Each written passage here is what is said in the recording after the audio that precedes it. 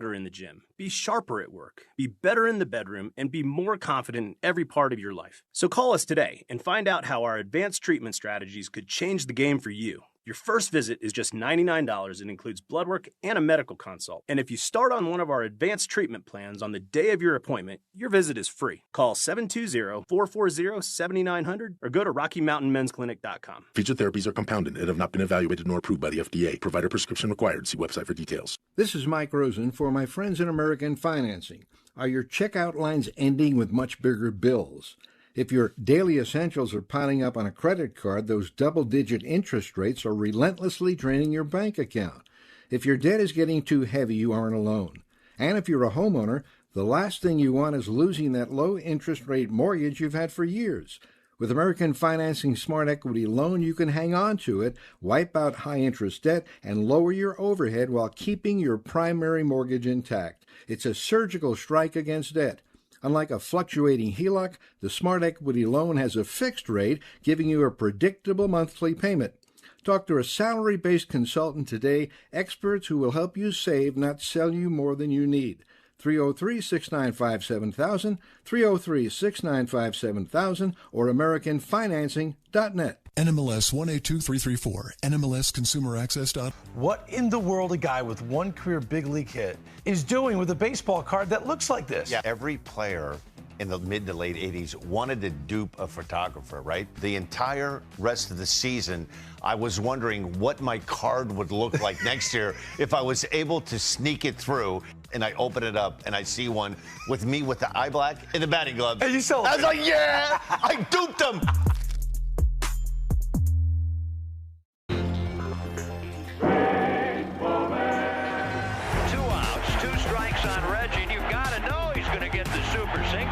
Set, here it comes. The sinker swung on and missed. Reggie is fuming at Dale Ford. Reggie's been ejected. Reggie Jackson has been thrown out of the game. And now Reggie comes back. They got a bucket of ice. And he's spreading it all over the AstroTurf. He can't believe it. All your favorite games from MLB Play are back, bigger, bolder, and better than ever. Test your skills with daily puzzles like MLB Pickle, the ultimate mystery player challenge, and Immaculate Grip, where stats and strategy collide. Then in Spinball, build your roster, take on your friends, and compete for the weekly prize. Or be the first to beat the streak and hit your way to the $5.6 million jackpot. Plus, the all-new Daily Walk-Off. Lock in your players by category for the walk-off win. The game's official home for games is MLB Play, only on the MLB app and MLB.com.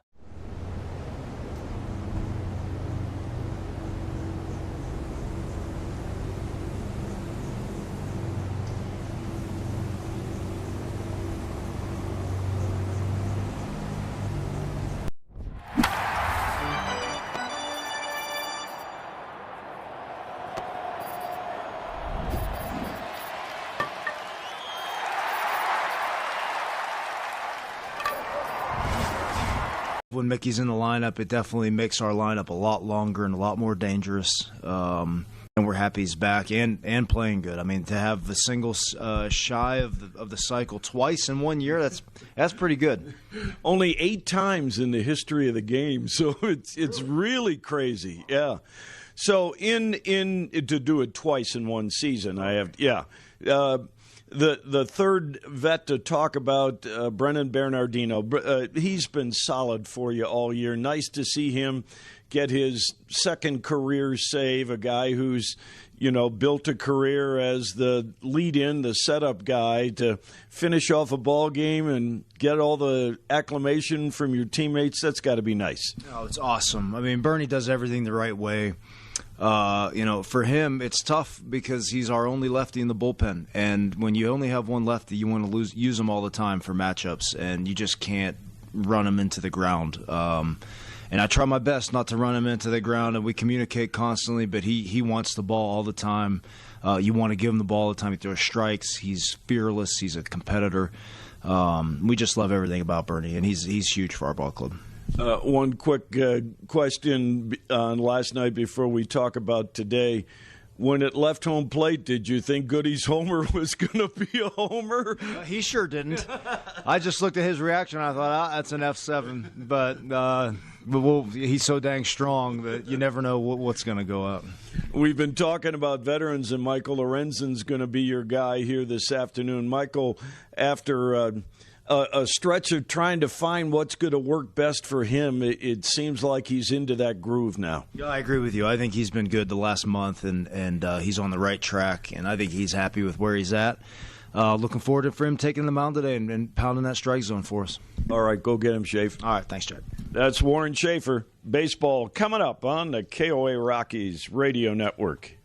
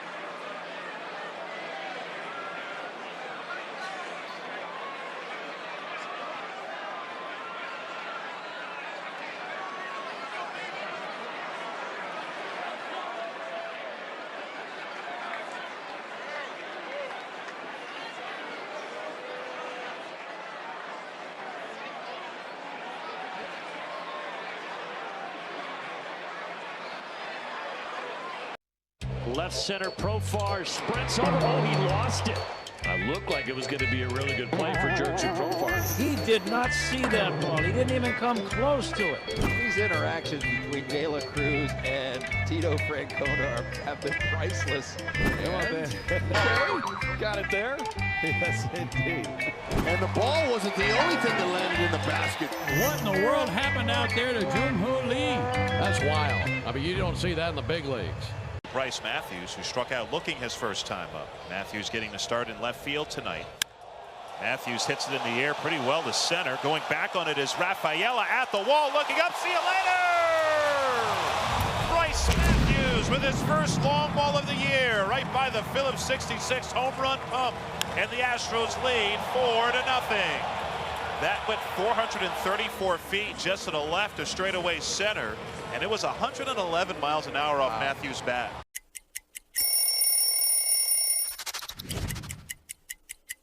I remember the first series I had, the first home run I hit was a grand slam against Seattle, which was the team that I had played for the year before.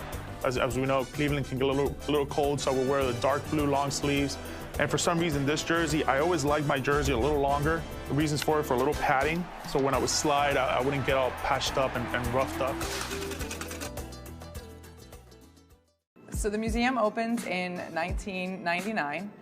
Grandpa was just an amazing human being, and we want to share his legacy with the next generation of baseball fans and non-baseball fans alike. I kind of like to have the cards as a reminder, like I can kind of look at his face and see what he looked like that year. It just kind of helps me visualize in my mind what it would have been like to see him play, because I didn't get that chance.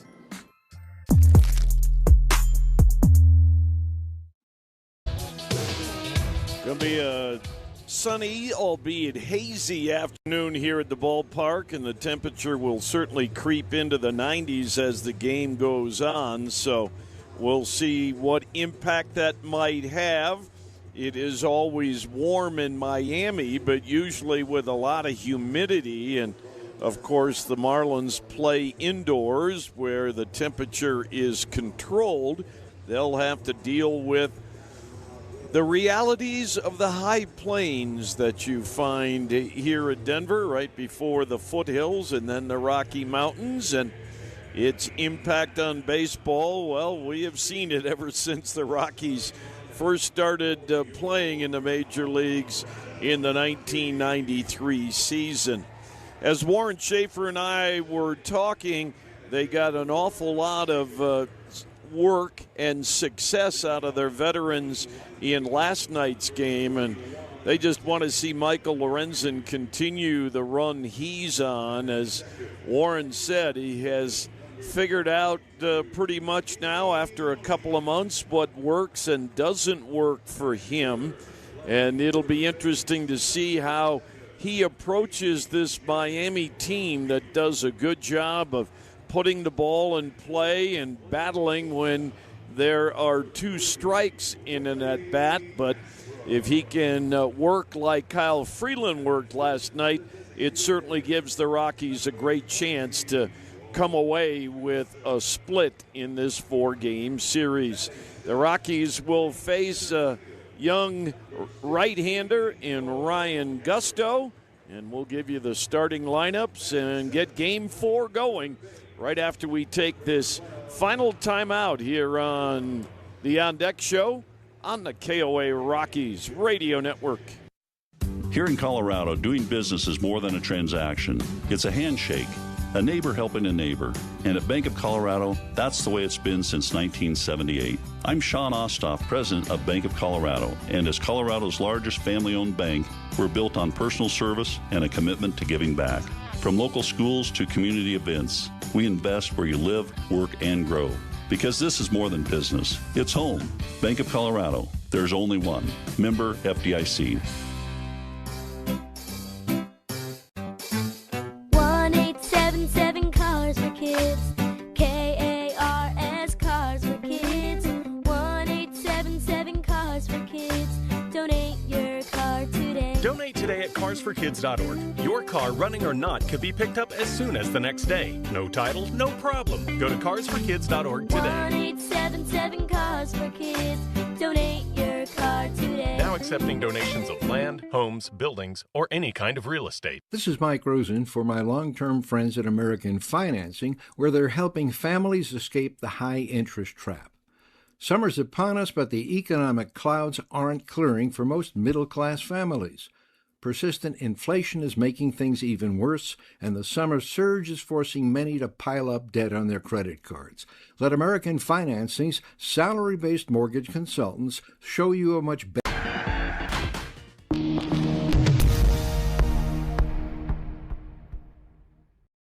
All your favorite games from MLB Play are back, bigger, bolder, and better than ever. Test your skills with daily puzzles like MLB Pickle, the ultimate mystery player challenge, and Immaculate Grip, where stats and strategy collide. Then in Spinball, build your roster, take on your friends, and compete for the weekly prize. Or be the first to beat the streak and hit your way to the $5.6 million jackpot. Plus, the all-new Daily Walk-Off. Lock in your players by category for the walk-off win. The game's official home for games is MLB Play. Only on the MLB app and MLB.com. Whoa!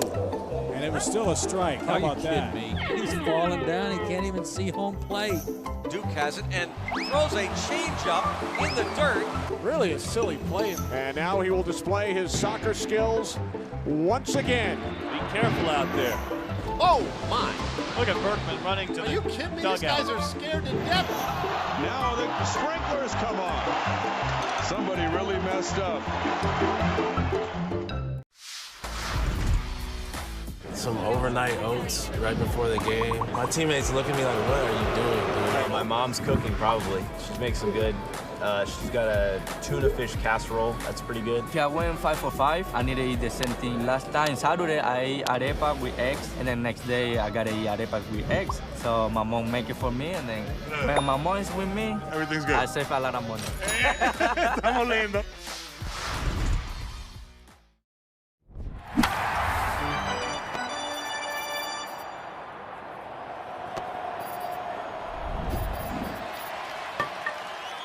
Marlins a mile high. Swing and a drive. Deep right center field. Got a chance. Touch 'em all time. Let's rock. The KOA Rockies Radio Network is presented by Treetop Applesauce. The official applesauce of the Colorado Rockies. By Bet365. Where winning is everything. Go Rockies. And by the Berg Simpson Law Firm. Good lawyers, changing lives. This is Colorado and Miami. From Coors Field, play ball! Here's Jack Corrigan and Zach Goodman.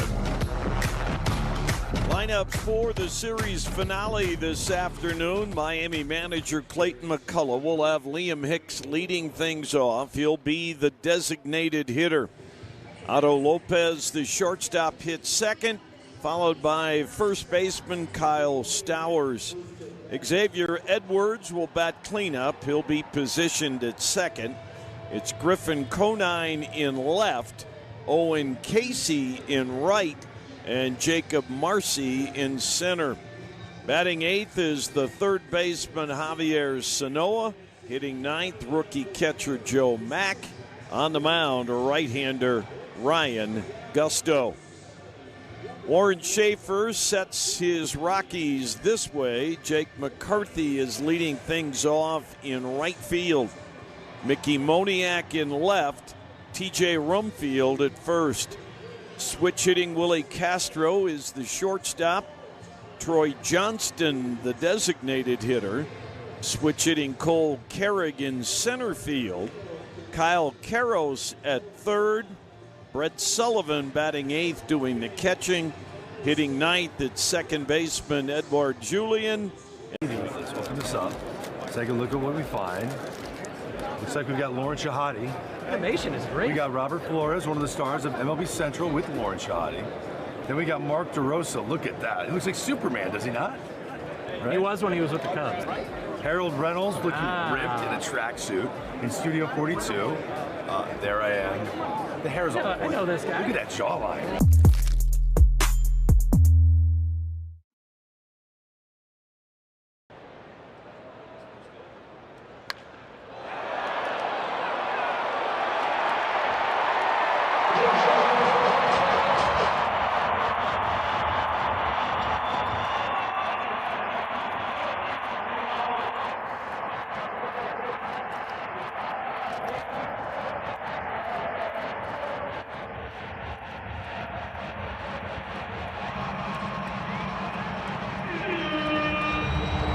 The MLB app.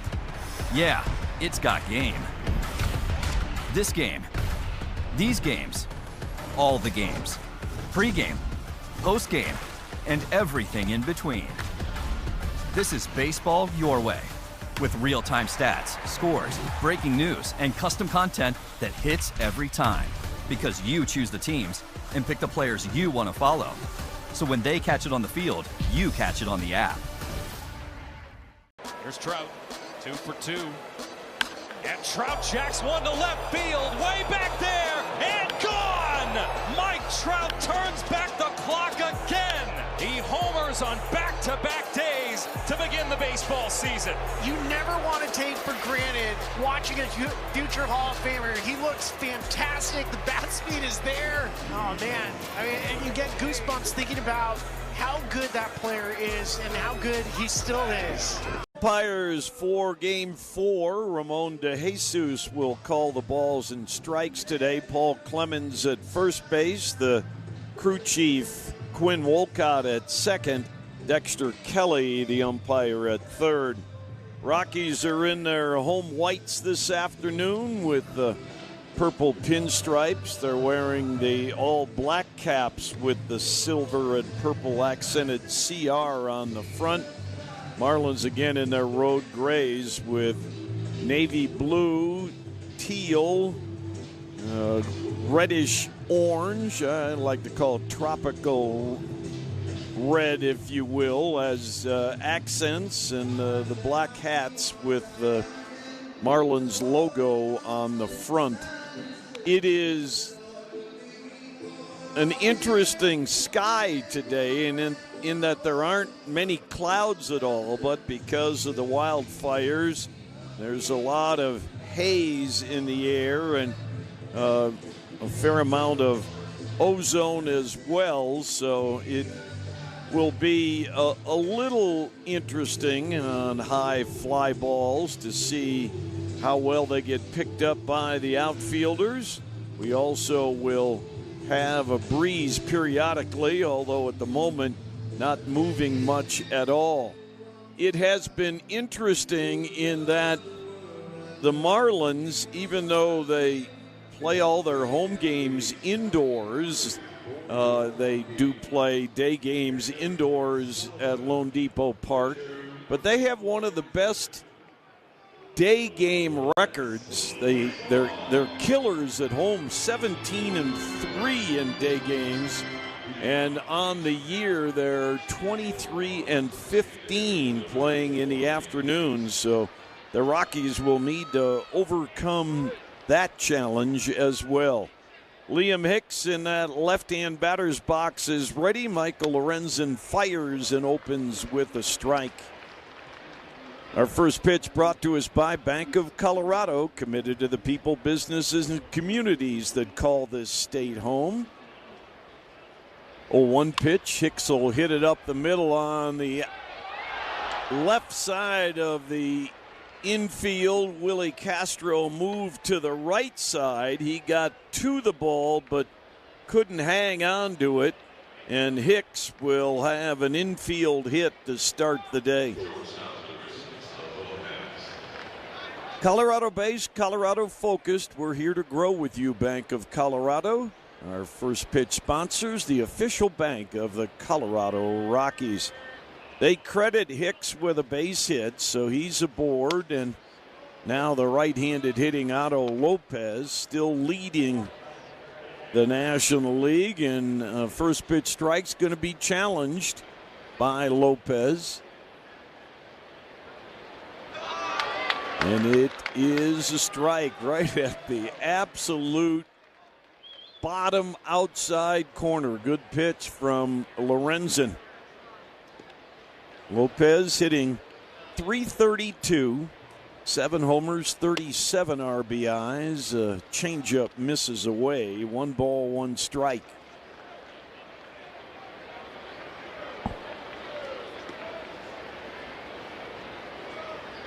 Hicks not a strong steal threat on this team. Next delivery, a sinker, a strike on the outside, and Lorenzen works ahead 1-2. Miami comes into the game with 94 stolen bases as a team. Hicks has 1. He has not been caught. Marlins have been caught 29 times, including Javier Sanoa last night on a great tag by Ezekiel Tovar. 1-2 pitch is hit towards left with some carry at the warning track, leaping, and it's over the glove of Moniak. Carrick backing up is able to get to it, but Lopez will drop it just shy of the fence, the wall out there and left, just over the reach of Moniak. An infield hit that could have been played, but Willie Castro couldn't get it. And now a drive to left that Mickey Moniak just didn't quite get to. So second and third and nobody out for the left-handed hitting Kyle Stowers. The Rockies will bring the middle infielders halfway to in a little more. Castro in a little more. And at third base, Carroll's definitely up close as Stowers takes ball 1. 4 for 13 in the series for the left-handed batter. Playing first base today, fouls back a fastball. It's 1-1.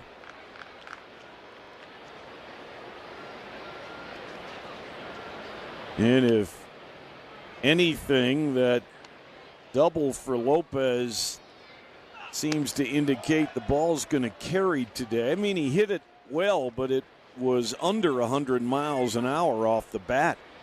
And it wasn't super high in the air either. He had some backspin on it, but it was definitely carrying a little more than usual. Stowers with a 2-1 count now gets time at the plate.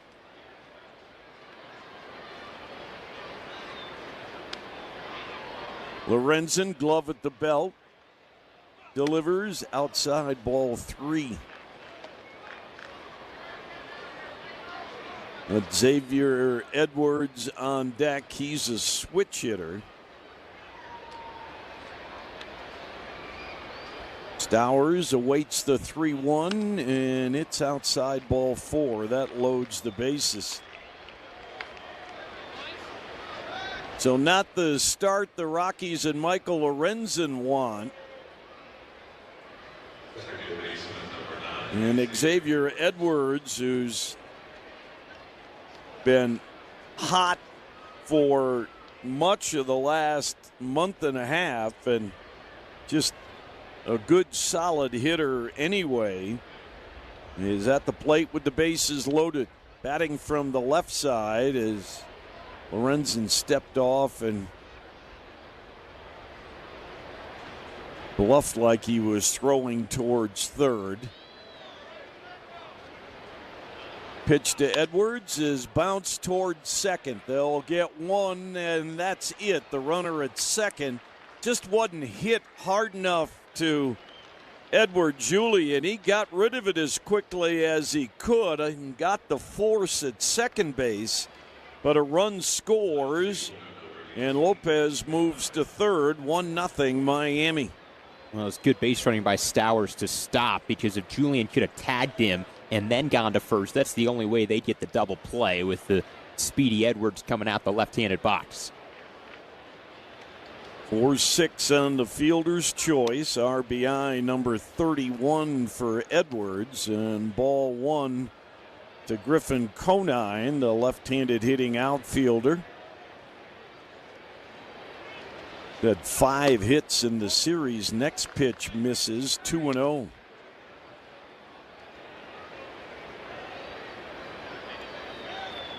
Lorenzen had very good control in the effort against the Twins. Didn't walk anybody in the 5 2/3. But he has walked one already in the inning, and now is 3-0 on Conine.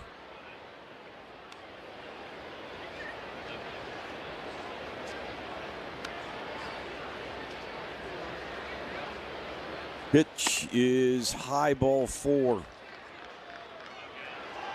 Now, shades of stuff early in the season with Lorenzen. A couple of balls in the inning that were close to being outs, but they're hits. And now you've got a Marlins team that could jump out to a big advantage here early.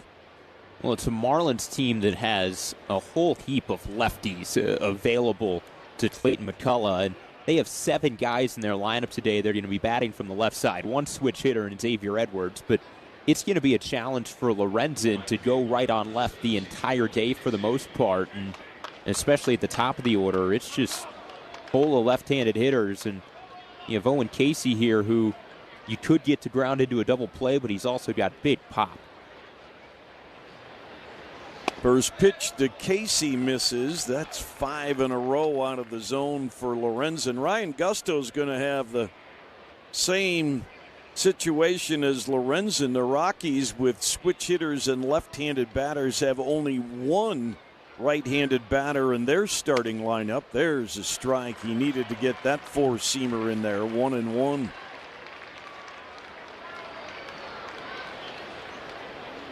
Casey hitting a .240 on the year, but 10 homers, most of them of late, and 46 runs batted in. Lorenzen having a tough time getting his cutter in the strike zone, and against these lefties, he needs that pitch. 2-1, and not close with a sweeper. He's thrown 20 pitches, only 8 for strikes. And he has put himself right up against it with Casey. The 3-1 is sliced foul and out of play to the left. Started at 1:11 Mountain Daylight Time, 86 degrees at first pitch. Time and temp presented by Advanced Exteriors. They'll provide you peace of mind should storms damage your home. AdvancedExteriors.com. Casey got time. Now back in there. Bases loaded, 3-2 the count. Lorenzen's pitch is hit towards left center field. Moniak's going to get to it. He'll make the catch. He'll throw back to the infield. Tagging from third and scoring is Lopez. Everybody else stayed put. 2-0 Miami. Well, if he's able to get out of this inning with bases loaded, nobody out, and just give up 2 runs, that'd be pretty good. That'd be a pretty good result for him, because you just don't want to have a huge crooked number in the top of the first where your team's playing from behind the entire time. Just keep it close, limit the damage. No, Edwards at second, and Conine the base runners now for Jacob Marcy, who will take strike one. Marcy, their center fielder, did not play in last night's game. Left-hand batter, time called by Marcy.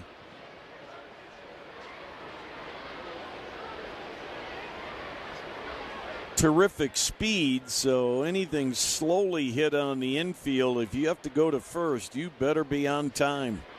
A 1 pitch is on the plate but high.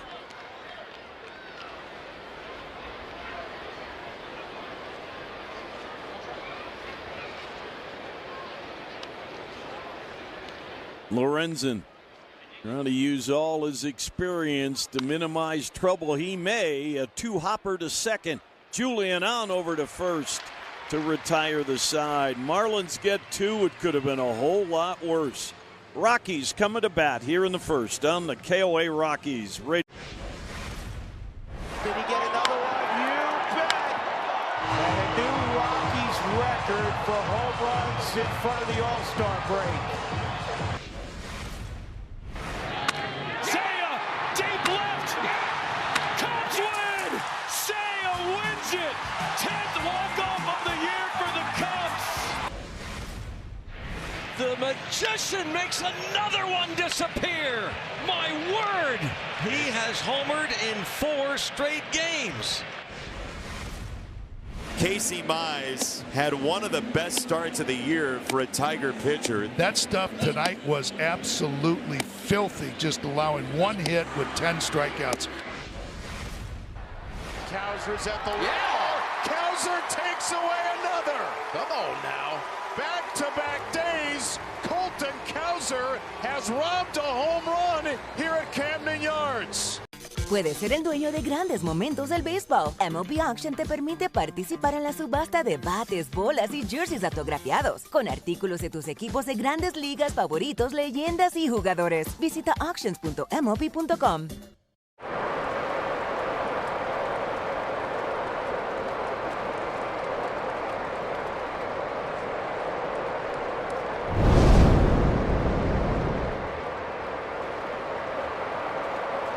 Advanced medical science to improve men's lives. Hi, this is Dave Logan. In baseball, winning takes toughness and preparation. That's how Dan Kaplis Law approaches every case. They go to trial and win when it matters most. Proud partner of the Colorado Rockies. Learn more at dankapleslaw.com.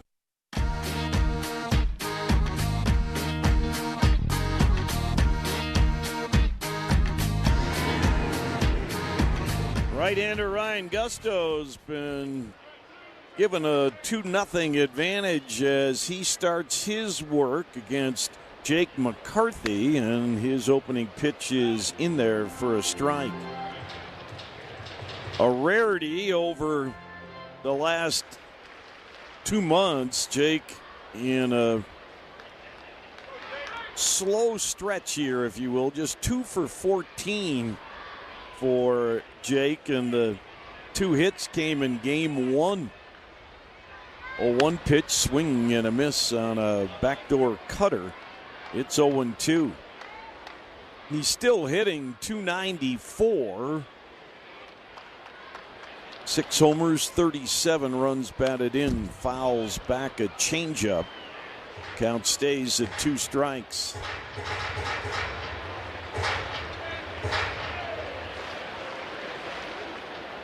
Outfield shaded to the left, infield pulled to the right. Swing and a foul tip held on to on a cutter. And Gusto begins the day with a strikeout.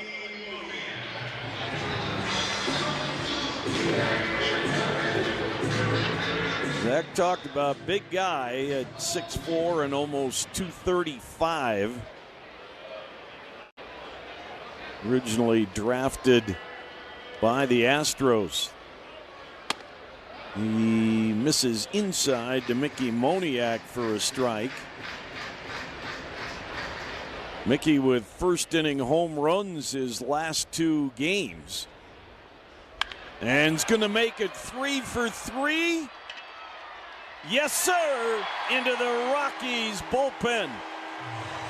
Touch 'em all time. Another first inning home run for Mickey Moniak, his 15th of the year. And the Rockies cut the deficit in half at 2-1. Well, he had a little bit of top spin on that one. That was the only question if it was going to get out, because it was certainly squared up. 407 feet for Mickey. He's now homered in 6 of his last 7 games against the Marlins. He has RBIs in 7 consecutive against them. Each home run hit by the Rockies this year. The Bird Simpson Law Firm makes a generous donation to Craig Hospital. Bird Simpson, good lawyers, changing lives. TJ Rumfield swings and drops it into left center field. Not played that well out there by Conine, and it'll be a double for Rumfield. Conine, as he got near that ball, got really cautious, like he was afraid that ball was going to get away from him. And TJ, with average speed, said, I think I can get there. And he did for his 19th double of the year. Well, the Rockies looking to immediately answer back after the 2-run top of the first. Here's Willie Castro, and Willie, switch hitter batting left-handed, fouls it to the screen. They have been interesting. Both sides with right-handed starting pitching, and the opposing lineups are almost all left-handed. Pitch high and outside, 1 ball and 1 strike on Castro. Willie 0 for 4 in the series, played in last night's game. Look back at Rumfield. Pitch is low. 2 balls and a strike.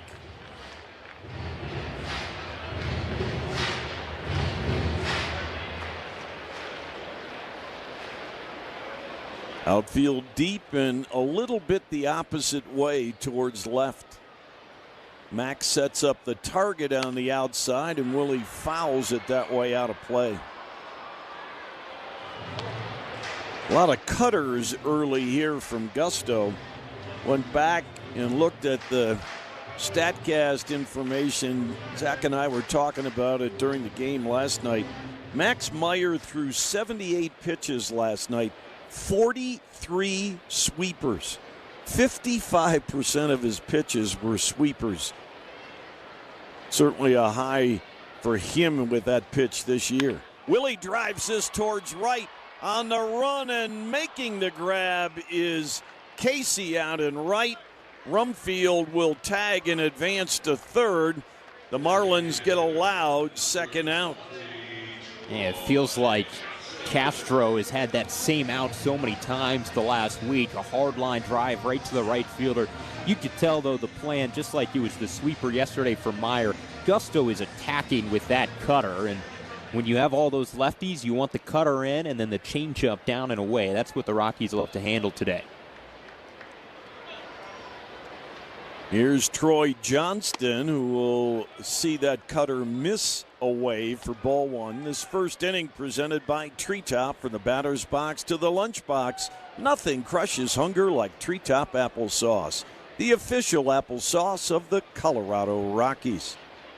1-0 pitch is off the inside. 2 balls and no strikes. Troy, Rockies DH this afternoon. 1 for 5 and a couple of walks in the series. hitting .313 on the year. Pitch is high and away. 2 balls, make it 3 balls and no strikes.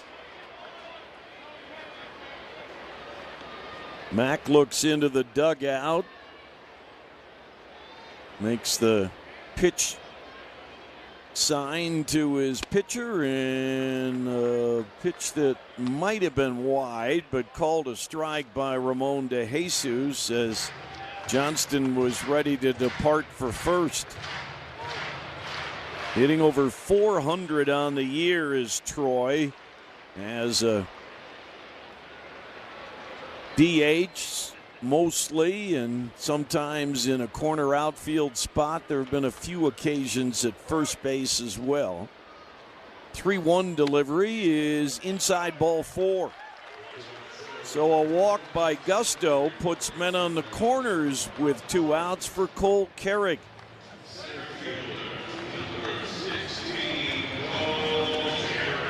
Marlins got runs on a fielder's choice and a sacrifice fly in the top of the inning. Rockies with a home run from Mickey Moniak here in the bottom of the first. 2 on, 2 out, and Cole Carrick will foul it into the netting right above the camera bay at the far end of the third base dugout. Cole 2 for 8 in the series and has come up well in the clutch in his early days as a big leaguer. He might have been looking for something else, and Gusto gets ahead with a fastball. No balls and 2 strikes. Sun has been hidden by the clouds at the moment. 0-2 pitch is bounced right to the first baseman, grabbed by Stowers, steps on the sack, and that ends the inning. Mickey Moniak's home run makes it 2-1 Miami after 1 on the KOA Rockies Radio Network. Got to get yourself ready. Yes, there are hugs, and then there's that. Now, what is that? What is the purpose of that? It's an anemometer. It measures wind speed. So that's good. Yeah, but it looks like a fidget spinner. Meanwhile, on the Cove, it just looks like too much fun. It was so routine, he took his eye off. You got to come up with this play. You got to. You're right there. You had 2 hands. He looked it in. Oh. Tatsuya Imai facing 6 lefties tonight. Imai ahead 1-2. And he gets a swing and a miss. Down goes McGonigal to start this one. Tatsuya picks up where he left off last start. Torkelson down on strikes. Imai, after that fancy play, picks up his 3rd strikeout for the second out of the inning. Swing and a miss. How about Imai tonight? Looking strong. He is matching Troy Melton. 4 strikeouts and no hits through 2 for both pitchers. A snack that Freddie cannot resist. I would have to say chips and guacamole. Organic mango, yeah. Is that because of the strong Dominican contingent in the major leagues, bro? Is that what, has anybody ever struck out and gone crazy and smashed the cooler full of mangoes? Nah, our team's not really into smashing each other's stuff, I guess. Are you a seasoning guy? You like to drown your stuff in dips and sauces? No. Gotta watch my figure. And it looks great, brother. I appreciate it. Very sexy man. Yeah, Let's go, Freddie Freeman, ladies and gentlemen.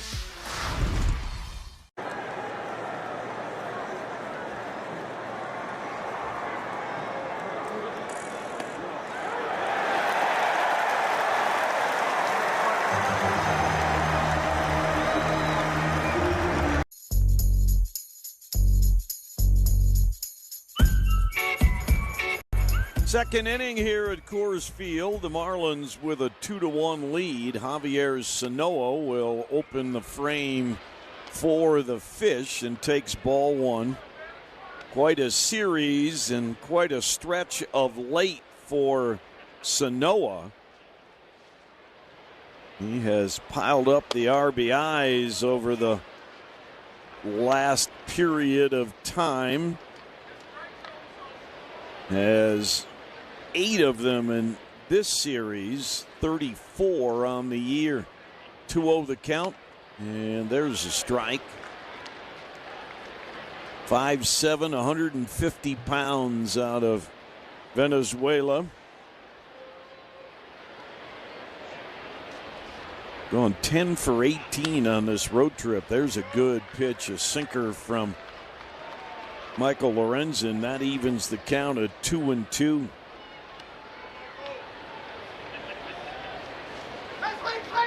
The pitch is down, full count.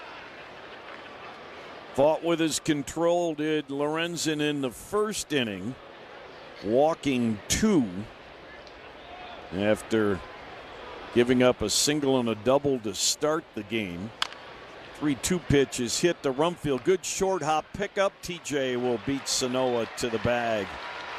You've got to be confident in your hands to make the play that TJ did on that one. Well, it's also good baseball IQ, because if he retreats on this, Sanoa might beat him to the bat because it's so slowly hit, and he just charges in. It's not an easy pickup, but he gets that big swing of the left hand, is able to pick it, and then after that, you just take it to the bag. Left-handed hitting catcher Joe Mack, who as a pinch hitter last night, takes ball 1 here. Not only had his first inside the park home run, his first pinch home run. A 1-0 pitch in for a strike. It was the first pinch hit inside the park home run in Marlins history. Got a very fortuitous bounce as the ball hit. There's in the wall in front of the visitors' bullpen. There's an opening in the wall for the pitchers when they're in there watching the game to be able to watch the game. Swing and a miss. It's 2-2. And the ball hit a corner of that opening and just took a crazy bounce past Jake McCarthy, and by the time it was run down, Mack had been able to circle the bases. The home run, his 6th of the year. Lorenzen's 2-2 is on the plate but low, full count.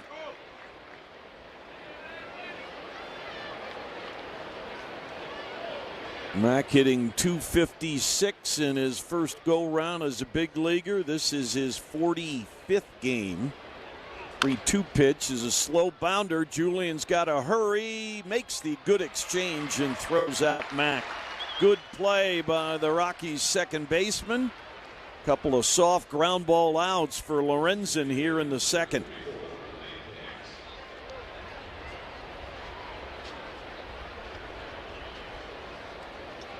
Now back to the top of the order. Liam Hicks hit a ball not all that hard, just to the right side of second base. Willie Castro playing shortstop today, ranged to his left, got to it, but couldn't secure it. And they gave Hicks a base hit on the play. Hicks just didn't like that first strike call here.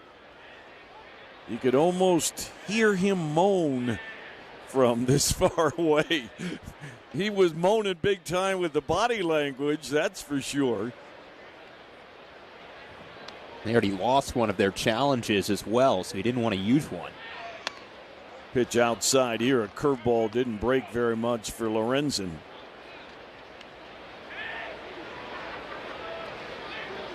Two-1 Miami. 2 outs. Bases empty here in the second. 1-1 pitch is pulled hard. Grabbed by Rumfield. He'll win the race to the bag. Another good play by TJ Rumfield on a shot up the line. 3 up, 3 down for Miami. 2-1 they lead, however, in the second on the KOA Rockies Radio Network. This broadcast is brought to you by the law. In the history of the Diamondbacks, he is the all-time franchise leader with triples. That his 53rd. He has run for the record, and it is going to be such a treat to just watch him over the years. The story tonight is Peyton Tolley. 7 innings, 1 hit, no runs, 7 strikeouts. He was phenomenal. He carried these guys tonight. This is an all-around great team win. One of the most fun pitchers in the game of baseball to watch. Give him a sellout crowd, and he's going to entertain you. It's been that kind of night for the Sox. It is 22-1. Second largest win in franchise history. Pretty remarkable. Out toward the wall. He jumps and he made the catch. Oh, what a play. He pulled it right back as it was going over the wall. That was absolutely incredible. Puedes ser el dueño de grandes momentos del béisbol. MLB Auction te permite participar en la subasta de bates, bolas y jerseys autografiados, con artículos de tus equipos de grandes ligas favoritos, leyendas y jugadores. Visita auctions.mlb.com.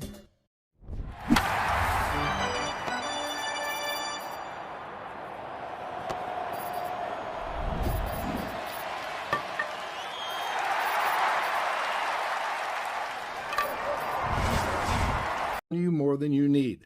303-695-7000, 303-695-7000, or AmericanFinancing.net. NMLS 182334, NMLSConsumerAccess.org.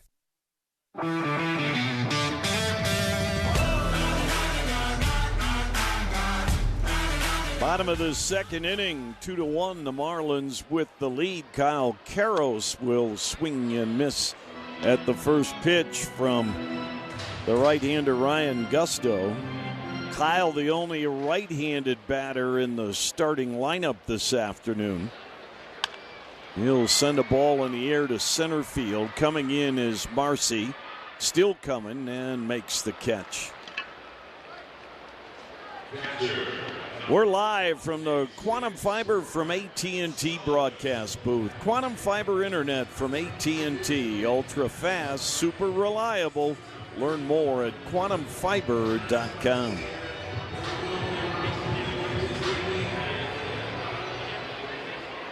Catcher Brett Sullivan, who pitched again the other day in the big victory for the Marlins on Tuesday, takes ball one here. For Brett, it was his fifth appearance. He'll swing, send it towards left near the line, coming in and over Conine as the wind kind of held it up a little bit. Conine made the grab. So both pitchers trying to settle in here in the second inning after 3 runs between the two teams were scored in the first. Number 9 hitter for the Rockies this afternoon, Edward Julian, the second baseman, bats from the left side and takes a strike from Gusto.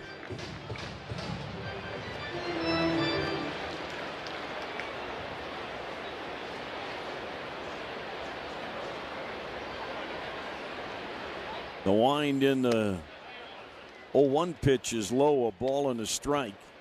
The Rockies Radio Network, powered by Chevron, committed to safely delivering affordable, reliable, ever cleaner energy that enables human progress and powers Colorado forward. That's energy in progress. Fouled away by Julian. It's 1-2. Edward hitting .229 on the season. Pitch nearly got him, up and in, 2-2. Gusto from Florida Southwestern State University. I have to admit, I had never heard of that school before. It's out of Weston, Florida. Pitch is on the ground to second off the bat of Julian. Xavier Edwards throws out his counterpart, and both sides go down in order in inning 2. 2-1 Miami on the KOA Rockies Radio Network. Pipefitters 208 can train you. 3-2 pitch. Gonzalez lines it under the glove of Bobby Witt Jr. and the White Sox will walk it off. 7th walk-off of the season. Foster Griffin, 7 shutout innings, an unearned run, and 3 hits allowed. He struck out 9 for the 3rd time this year, matching a season high. A 3-run go-ahead homer! Oh my goodness, that is unbelievable. Long gone off of the bat of sinker. A majestic blast for Dalton Rushing. 3 straight games with a bomb for Betts. 9 in the 6th. 10 for the night. That is insane. 3 home runs for Hunter Goodman. He is all smiles, and the Rockies take a commanding lead. So this is MLB Network talent stars. Okay. The stars of MLB Network. Can I trade a pack of these for a signed Lawrence Shahadi card? How about we do a little bit of both? Money, a little trade. Will you open it up and see if you like it? They're really nice. If I sign it, does that equal the Lawrence Shahadi 20? All right. Do we have a good trade? We have a good trade. Thank you so much. That was fun. Nice doing business with you. Puedes ser el dueño de grandes momentos del béisbol. MLB Auction te permite participar en la subasta de bates, bolas y jerseys autografiados, con artículos de tus equipos de grandes ligas favoritos, leyendas y jugadores. Visita auctions.mlb.com.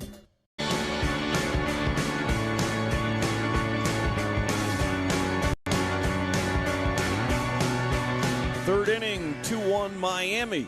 Ready to call the action, Zach Goodman. Otto Lopez leading things off. He drives the first pitch to deep center field. Carrick racing back on the warning track. He's going to have to play it off the wall. It won't even be him. It'll be Moniak as it kicks so far away. Lopez headed towards third.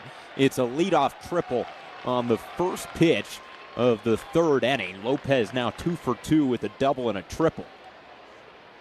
Guy just keeps on swinging it for the Marlins. Well, he doubled over the head of Moniak in the first inning, and this one just had too much pace, and Cole Carrick couldn't get there, and he was running so hard that the ball took a short hop bounce off the wall, and that allowed Edwards to get to third rather than just a double.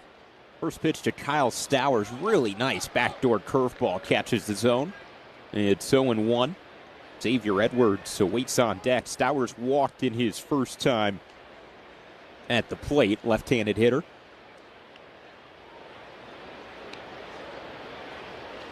Lorenzen set. First base side of the rubber, delivers the pitch in the dirt. Really nice stop there by Sullivan. It's 1-1. With that hit, Otto Lopez, who leads Major League Baseball in multi-hit games, he's up to 36 now. That ties Miguel Cabrera for the Marlins record of multi-hit games before the All-Star break. We've been talking about Hunter Goodman being in the same conversation pre-All-Star break. 1-1 pitch is just off the plate away, 2-1. Pre-All-Star break numbers is Todd Helton and Larry Walker.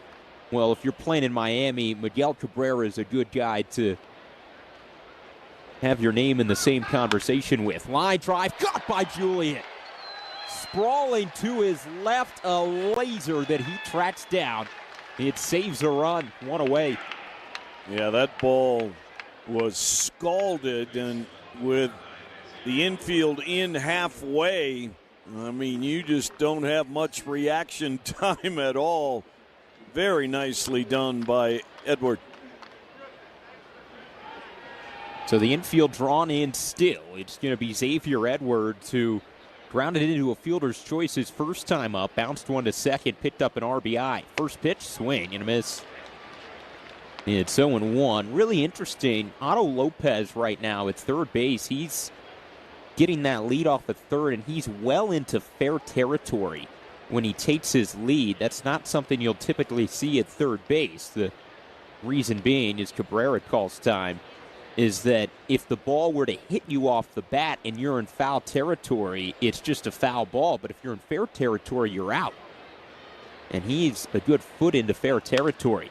This is driven in the air to center field. Carrick going into the left center field gap. Going to be plenty deep enough to score Lopez, even with the big arm of Carrick. He's going to air it out and throw it nearly to the backstop. Actually, he does throw it to the backstop, but it's a sac fly for Edwards as Lopez comes in to score. It's 3-1 Miami.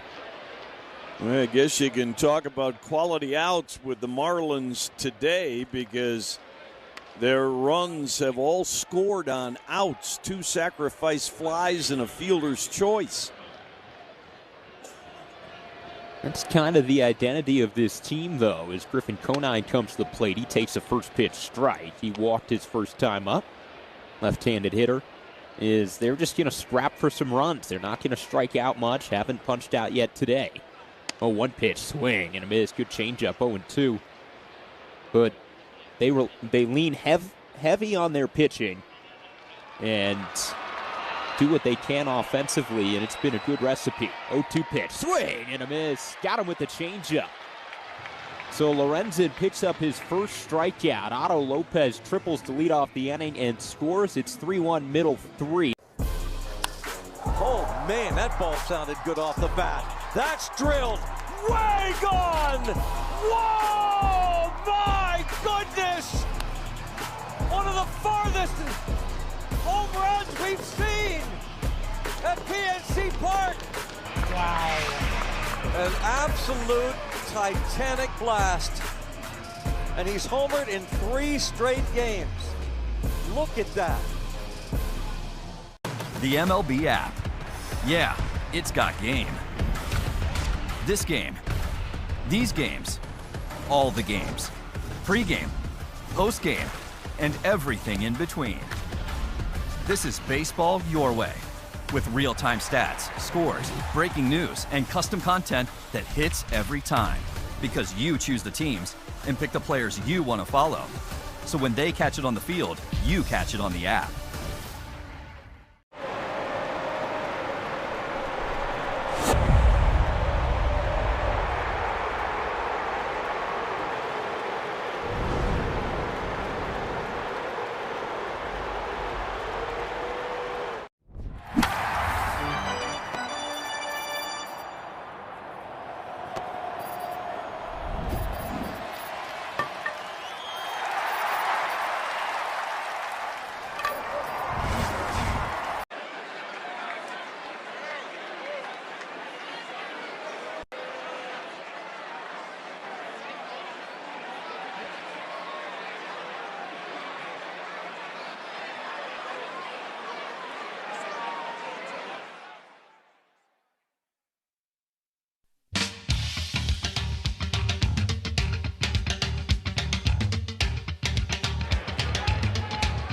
Bottom of the third inning, 3-1 Miami. Jake McCarthy going to lead things off. He'll take ball 1 beneath the knees.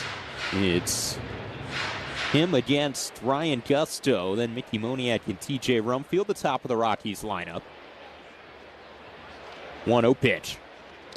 And it's low. 2-0. McCarthy, a strikeout victim, his first time up. A lot of late swing decisions in that plate appearance. 2-0 pitch. Shows bunt, pulls back. That's ball 3. It missed down. Rockies would love to have the leadoff man aboard. That's exactly what the leadoff guy in their order, Jake McCarthy's trying to do. Gusto out of the windup. Will walk it. Missed with the four-seamer away. It's the second walk of the game for him. And the Rockies have their leadoff man aboard, their top base stealer aboard to start the bottom of the third inning. You're listening to us live from the Quantum Fiber from AT&T broadcast booth. Quantum Fiber Internet from AT&T. Ultra fast, super reliable. Learn more at quantumfiber.com. Mickey Moniak, as he's done 3 games in a row, hit a leadoff home run in, well, at least in his first at-bat, a home run in the first inning. Not a leadoff shot, but he'll take downstairs. It's 1-0. So 5 straight out of the zone to start the bottom of the third for Gusto. 1-0 pitch is low, 2-0. You talked about it in the pregame with Warren Schaefer, Jack, but second time this year that Moniak has finished a single shy of the cycle. That's just the 10th guy in Major League history to have a season where they finish a single shy of the cycle twice. He swings through a cutter here. It's 2-1. Yeah, there are lots of times people come up shy in a cycle, but what you'd think would be the easiest hit is usually not the one that stops people. 2-1 pitch is ripped down the first base line. It's past Stowers and down the line towards the corner. Moniak's going to charge towards second. McCarthy gets held up at third. Second and third, nobody out. Mickey Moniak 2 for 2 with 2 extra base hits. He just loves to hit in this ballpark. I mean, he was so good at home a year ago. He has built upon it this year, and I mean, you could look at lots of different things. Losing Chase Dolander for the year certainly was a big blow to this ball club, but not having Mickey Moniak in the midst of the lineup for almost a month, that had a big impact. Infield playing in now, TJ Rumfield is going to take upstairs. It's 1-0. He doubled into left center his first at bat.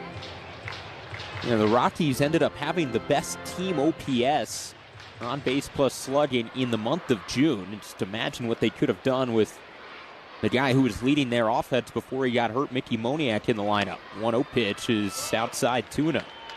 Well, and Gusto, as he goes through this lineup a second time, is pitching from behind, and generally that's not a good recipe here. 2-0 on Rumfield. Hitters count. Pitch is popped up out of play on the third base side. The Colorado Beef Council reminds you, from all beef ballpark hot dogs to burgers on the grill, beef is a summer favorite. Recipes and grilling tips at cobeef.com.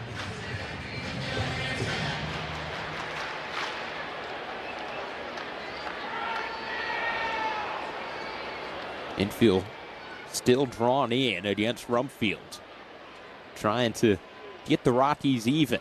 They trail 3-1 in the bottom of the third. 2-1 pitch is swung on and fouled away on the third base side again. 2-2. Rumfield is just 2 hits shy of the Rockies' pre-All-Star break record for a rookie. Troy Tulowitzki had 90 hits in 2007 before the All-Star break. TJ sitting at 88 right now after that double in the first.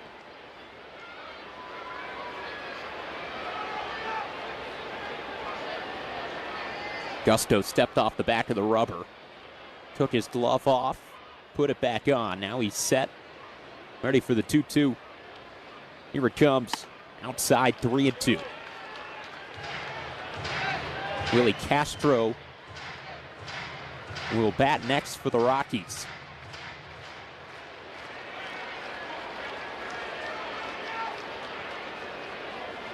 Rumfield eyeing up Gusto.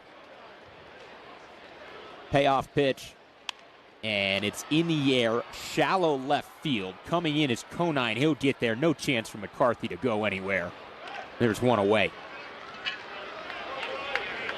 Good cutter thrown that time by Gusto, and just had TJ a rarity, a little off time, and just couldn't get it deep enough to get that runner home, even with McCarthy's speed at third. So now Willie Castro will try. He lined out sharply to right field his first time up. Infield stays in against him. The switch hitter bats from the left side. First pitch is lined up the middle. That's a base hit. Good break by Moniak at second base. He's going to score easily. We are all tied at 3 in the bottom of the third. Willie Castro, a 2-run single. Well, Willie had a loud out first time up. He's had a few loud outs over the last couple of weeks, and a great chance to get the Rockies back to even, and Willie didn't waste any time. Now 35 RBIs on the year for the veteran. That's going to bring Daniel Moscos, the pitching coach for the Marlins, out to the mound. And while we have a second, we're going to pause for 10 seconds for station identification on the KOA Rocky Radio Network.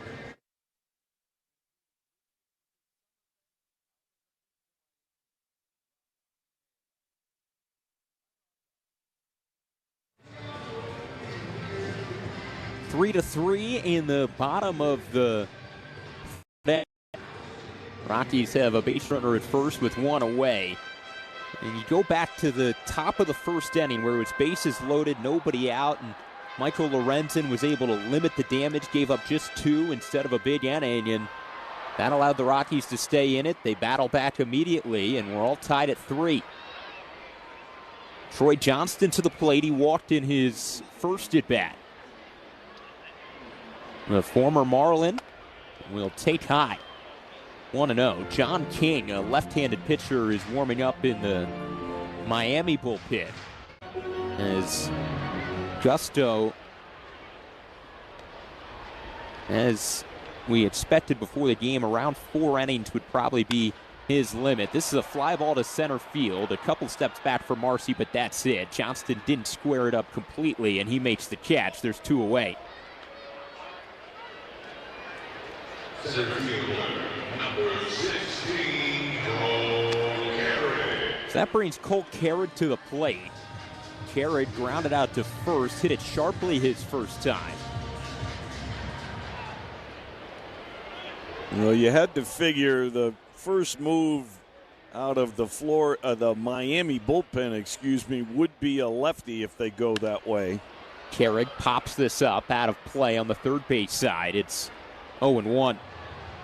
The Rockies starting lineup today, all lefties and switch hitters with the exception of Kyle Karros. So one of those 2 lefties available for the Marlins. John King, as Zach said, is getting loose. 0-1 pitch, drilled down the right field line. If it's fair, it's gone, and it's a foul ball. Oh boy, it landed in the second deck. It must have just taken a right turn before the pole. And Warren Schaefer is going to come out and see if there'll be a crew chief review, and there is going to be.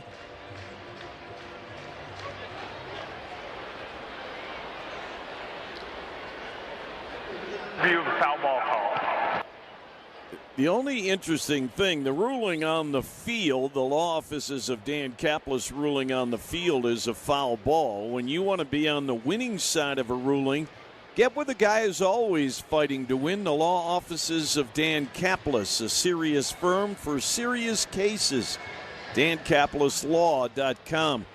Watching one video replay, Zach, the one thing that was interesting, the ball took like a sharp turn at the end that you wonder if it glanced off the pole as it went by it.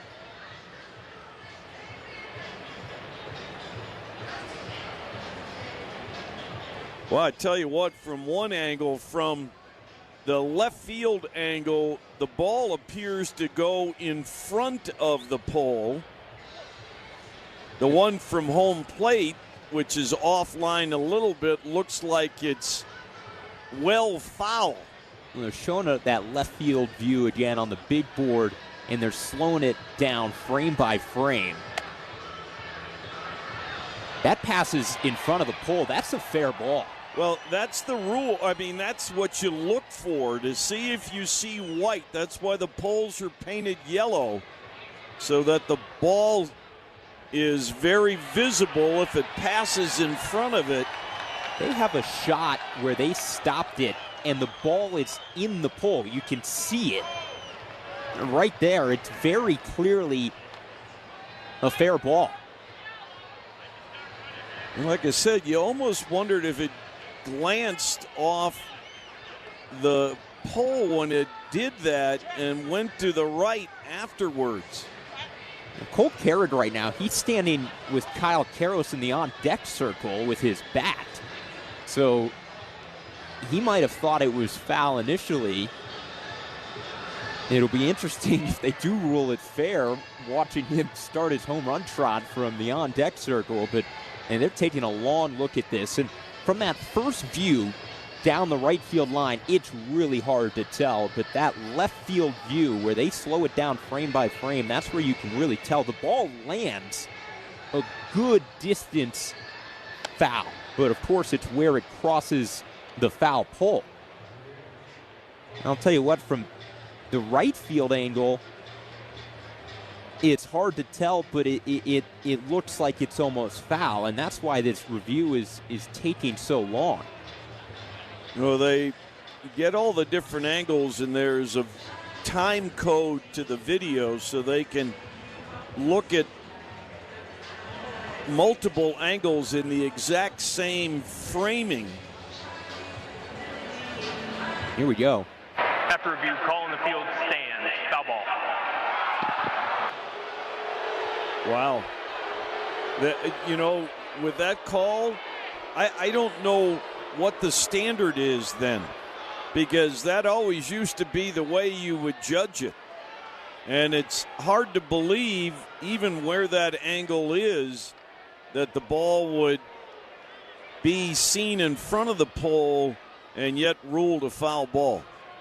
Well, it's 0-2 now. The pitch is swung on and missed, and that is a drastically different result for Cole Carrot. Instead of a 2-run home run, it's a strikeout. The Rockies do get 2 runs, though, in the bottom of the third. 3-3 after 3 on the KOA Rockies Radio Network.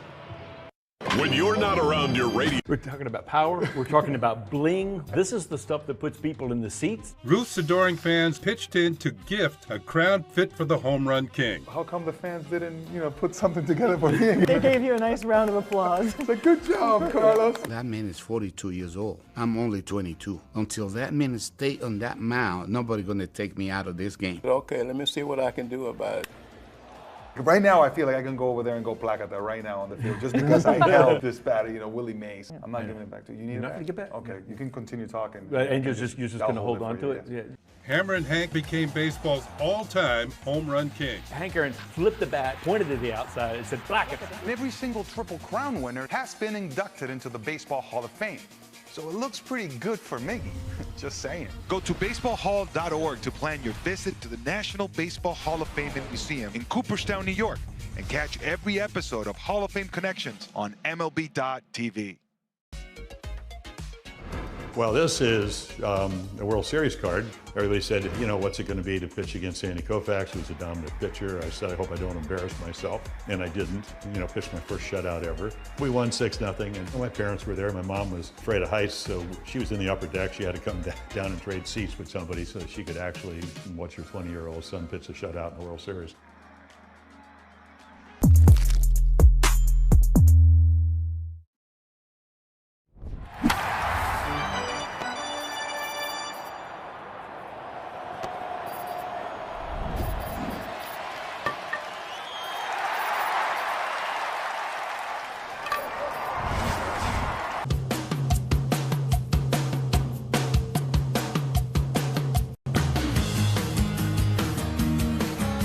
Through a third of the game, and we're all even. It's a 3-3 ball game as we began the fourth. Owen Casey going to lead things off for the Marlins against Michael Lorenzen. He'll take downstairs. It's 1-0. Left-handed hitter is having his first official at-bat today as he hit a sacrifice fly to left in his first trip to the plate, and he's going to bounce out to second here. A slow roller to Edward Julian. He easily makes that play. And there's one away. That'll bring Jacob Marcy to the plate. Host your next corporate event at Coors Field. Meet in our conference center, then take in a Rockies game. Professional, memorable, and uniquely Denver. Visit Rockies.com/events to book your event.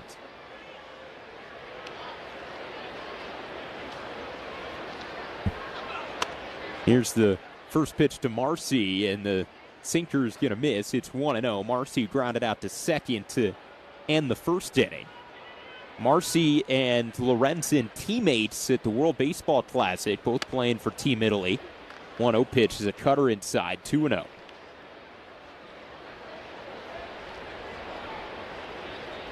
It was a big struggle for Marcy in June. He was really the only Marlin not going well in that great month for the Fish. The 2-0 pitch is going to miss inside. It's now 3-0. On the season, batting just 189. The pitch is drilled foul into the sweet level of the first base stands. 3-1. Wind now moving the flags a little bit in from right, maybe swirling in from left as well. depending on what part of the ballpark you're in. Lorenzen's 3-1, and he walked him. Now, Michael would like to have this at bat back. Marcy, I mean, every guy in the big leagues is capable of hurting you, but he was at the plate 0 for his last 12 in the series. You definitely have to make that guy work his way aboard. You'd rather go after him than the guy at the plate right now. Javier Sanoa has killed the Rockies this week. He grounded out to first in his first at-bat, and he just missed extra bases there as he tried to chop one over. Rumfield's head at first, but it was just outside the bag, 0-1. Yeah, he does that all the time. On a pitch that's up and away, he just hacks at it. He's a fun player to watch. Really fits the design and mold of this Marlins squad. 0-1 pitch is low. 1-1. He's got 34 RBIs this year. 10 of them have come in his last 8 games. Tell you what, if you went to one of those bars that they throw hatchets, you'd want him on your team. That's perfect form. 1-1 pitch is down and away. 2-1. Have you been to one of those places? I have not. I've been to a few places with all kinds of different things you can do, but have not gone to one of those establishments yet. 2-1 pitch is popped up. Foul territory on the third base side. Sullivan and Karros to the dugout, but it lands on top of the dugout. 2-2.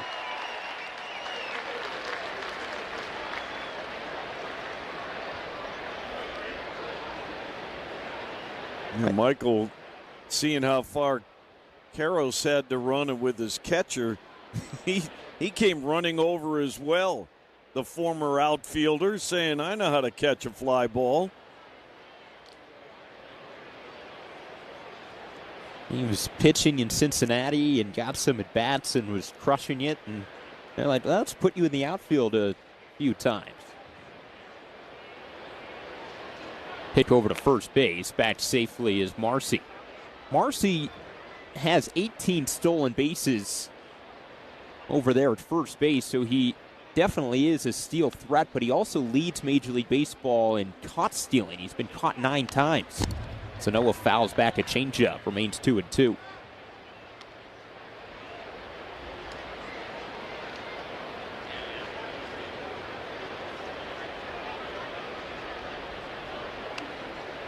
Infield playing slightly to pull against Sanoa, but we've seen him go the other way, and they respect that a little bit. Not a drastic shift. Lorenzen maybe having a little bit of trouble with the pitch comp, stepped off the rubber and was messing with the hat. Now he's looking back at Edward Julian, asking if he can hear, as a lot of the fielders have the pitch comp devices in their hats as well so that they know what pitch is coming. And the reason you do that is if you're, let's say, a center fielder in cold carriage and a left-handed hitter is up, as they're meeting at the mound right now trying to get the communication figured out. But if you're a center fielder and a left-handed hitter's up and you know an off-speed pitch is coming, you can maybe just cheat a little bit to the pull side, because more than likely going to be early on an off-speed pitch compared to if it's a fastball. Maybe you can shade the other way a little bit. It's nice to have that slight advantage due to the knowledge of what pitch is coming. 2-2 is chopped towards third. Going to be a tough play for Karros. Has it on 2 hops, and he bobbles it. So everybody's safe. It'll be first and second with just 1 away. We'll see how it's ruled. It's going to go down as a hit, as Sanoa can move, and it was softly hit, so it would have been a close play at first base, but one that Karros would typically make. He just loses the ball on the transfer. Well, again, this is a Marlins team that they'll beat you with paper cuts and then the occasional big bop and a walk and now an infield hit. Joe Mack, the catcher, bats left-handed and takes away. It's 1-0. He grounded out to second his first time up. Mack had the pinch hit inside the park home run yesterday. That's the day after the longest home run of his career, where he hit one 450 feet. 1-0 pitch outside. It's 2-0 now. 3-3 in the top of the fourth inning. Rockies trying to salvage a series split against the Marlins after dropping the first two, and a 6-3 win yesterday. 2-0 pitch is just outside again. It's 3-0. You know, the command today, and just sometimes the basic control overall, Michael's thrown only 2 more strikes than balls. Picked to second base. It's close, and just back is Marcy. Castro broke towards the bag, and the Rockies are looking towards the dugout because they think there's a chance he might have been out. Warren Schaefer, eyes between the field and Jeff Pickler to decide if they want to challenge or not. They're not going to.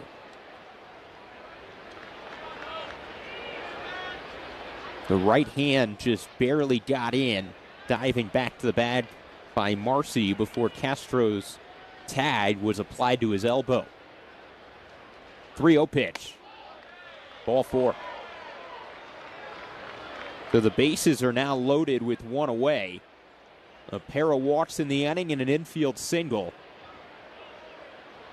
As Jack just described it, death by paper cuts. That's what this Marlins team can do. Is now Liam Hicks, their leadoff man, will come to the plate. As Sullivan heads out to the mound to talk to Michael Lorenzen.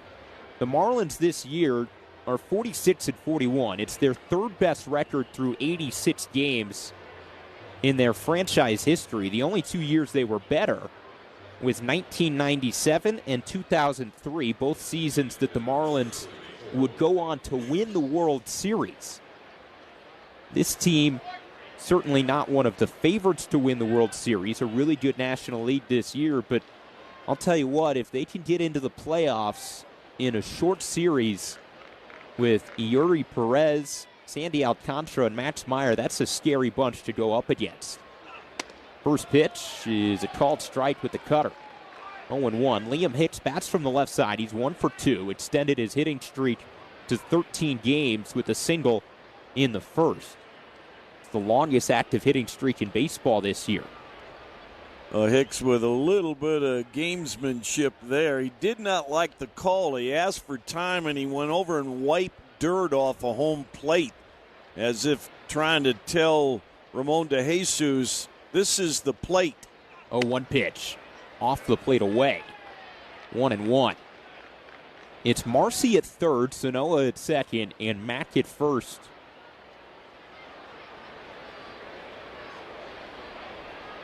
The Rockies are not playing in. They are going to try to turn 2. They're playing to pull. 1-1. Outside, missed with the cutter. 2-1. And you definitely, as good as Hicks has been, you'd rather go after him in this situation than Otto Lopez, who's on deck, who's already doubled and tripled, and is the top guy in the National League in batting average. 2-1 pitch. Hard on the ground to first. Rumfield bobbled it for a moment, and that's going to prevent the double play opportunity. He'll take it to the bag to get 1. The Marlins have the lead. It's 4-3. It'll be second and third with 2 away. TJ trying to initiate the double play. Got a little quick. Unfortunately for the Rockies, that ball stayed in the air right in front of him, and he eventually secured it and got the out. But another Marlins run driven in on an out. Otto Lopez to the plate, double and a triple so far. A couple of runs scored. He takes the first pitch slider for a strike, 0-1. If Rumfield fields that cleanly, it was hit hard enough to where the Rockies would have had a legitimate shot at a double play there.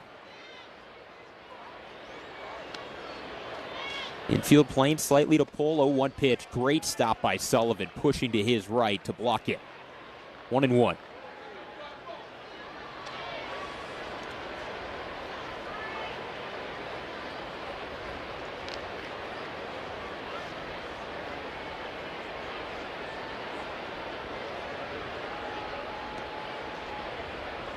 Lopez leads all of baseball at .336 with the batting average.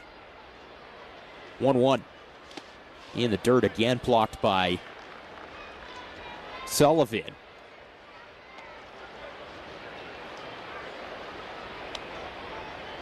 Even as dangerous as Stowers is in the on-deck circle, Edwards with first base open, you don't have to be overly aggressive. 2-1 pitch, and the cutter's up. And especially now in a hitter's count, you don't have to give him anything too good to hit. And typically, you'd like the right on right over the right on left. 3-1 pitch, and he gets a foul ball. Big swing from Lopez there. It's 3-2. Rockies trailing 4-3 here in the top of the fourth inning. There's 2 outs, runners at second and third. Full count, and the Rockies crowd on this Thursday day game start to make a little noise for a big moment. Lorenzen ready, the 3-2 is popped up. Good pitch towards shallow center field. Julian battling the sun, and he's got it. Final out of the inning, the Rockies give up 1. They trail 4-3 in the middle of the fourth on the KOA Rockies Radio Network. This broadcast is brought to you by Common Spirit Health. In the history of the Diamondbacks, he is the all-time franchise leader with triples. That his 53rd. He has run for the record, and it is going to be such a treat to just watch him over the years.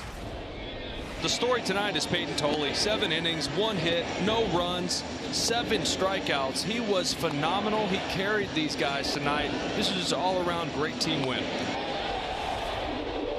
One of the most fun pitchers in the game of baseball to watch. Give him a sellout crowd, and he's going to entertain you.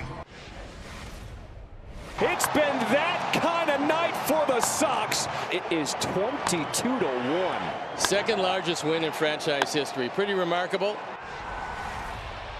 Out toward the wall. He jumps and he made the catch. Oh, what a play. He pulled it right back as it was going over the wall.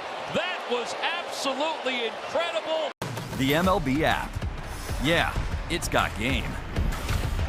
This game. These games, all the games, pre-game, post-game, and everything in between. This is baseball your way, with real-time stats, scores, breaking news, and custom content that hits every time, because you choose the teams and pick the players you want to follow. So when they catch it on the field, you catch it on the app.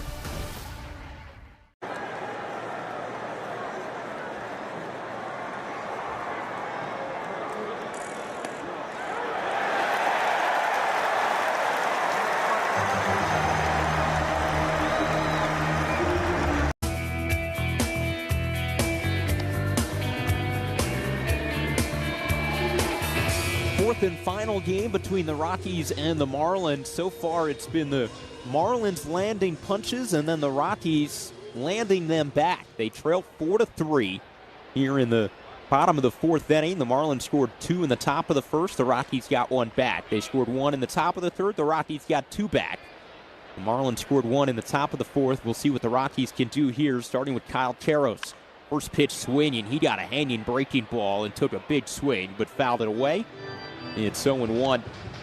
Queiroz, Sullivan, and Julian, bottom third of the Rockies lineup. All 3 of them were retired their first time up against Ryan Gusto. Works out of the windup here, 0-1. And he got Queiroz with a sinker. Looked like it got him on the arm. He's got his hands on his knees right now. He certainly felt the brunt of that one. He'll be met by Heath Townsend, one of the Rockies trainers, as well as Warren Schaefer out near the plate.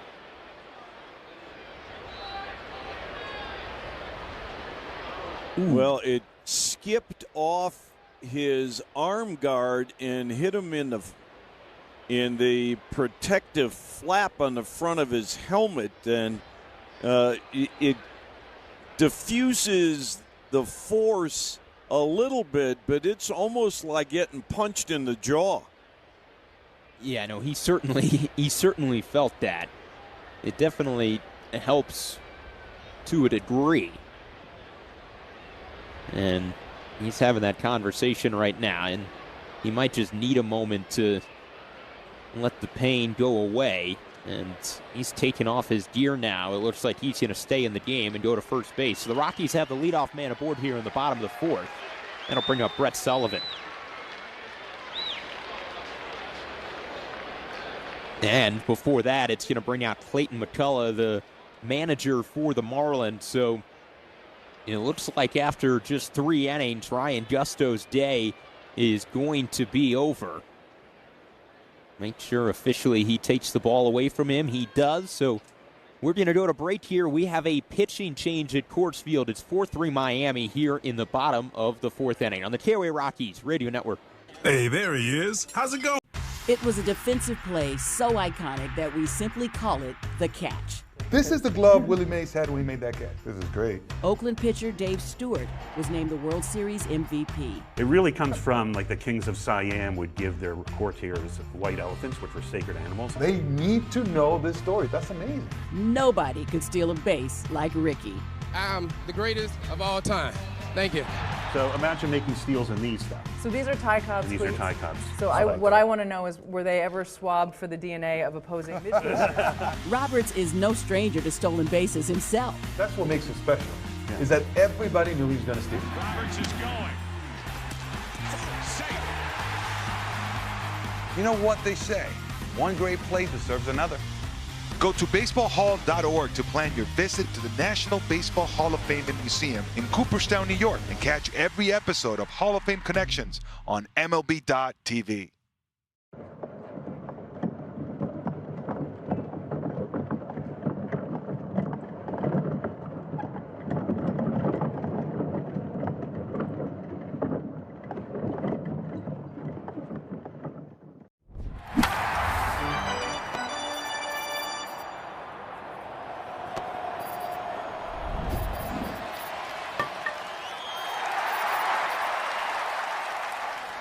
Brought to us by Coloradans for Responsible Energy Development, developing Colorado's energy, building Colorado's future. Learn more at cred.org.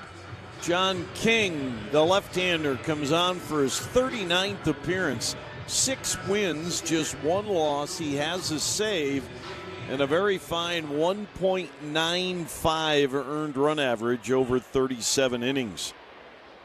He's a junk ball guy, throws his fastball in the low 90s only about 30% of the time, and he's going to get a bouncer to second base. It goes to second for 1, back to first, not in time to get Sullivan. So the Rockies will have Karros and Sullivan trade places, runner at first, 1 away.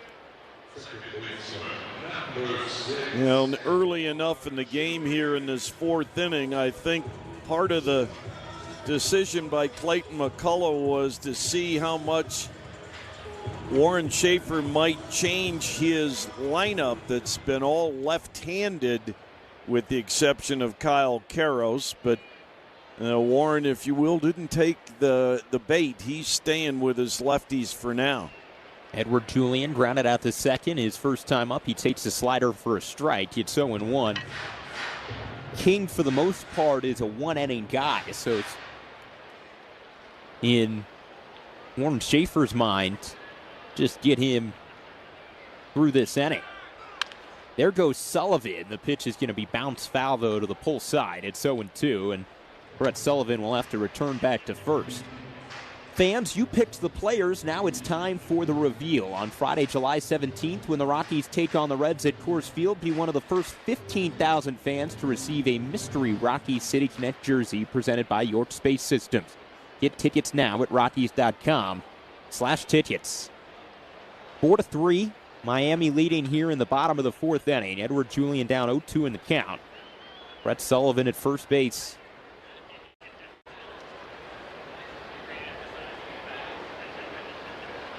Kane works off the third base side of the rubber. He's set now. 0-2 pitch. And he misses away with the slider.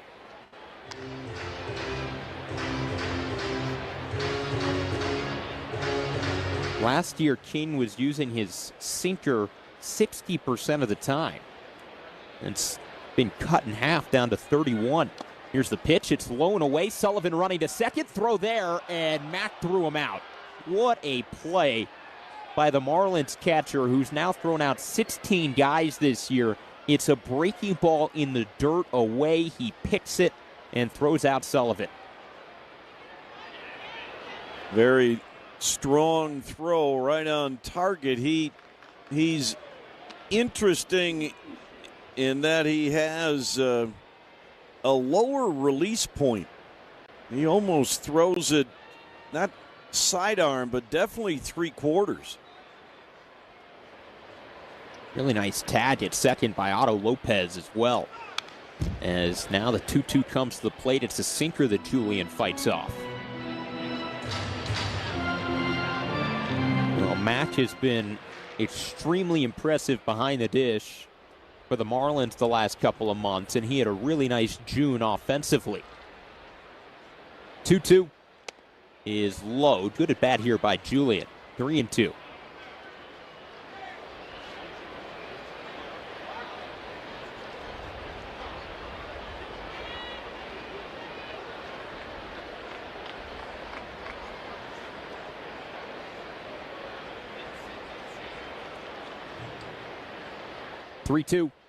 And he has to duck out of the way of a curveball that was coming at him. That's ball number 4. And the Rockies will have a 2-out base runner in Edward Julian and turn the lineup over to Jake McCarthy.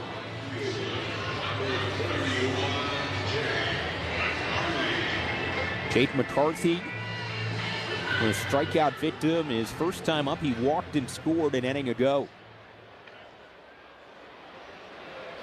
Left-on-left matchup, first pitch. And it's a front door slider. Started it right at Jake and broke it into the inside corner. 0-1.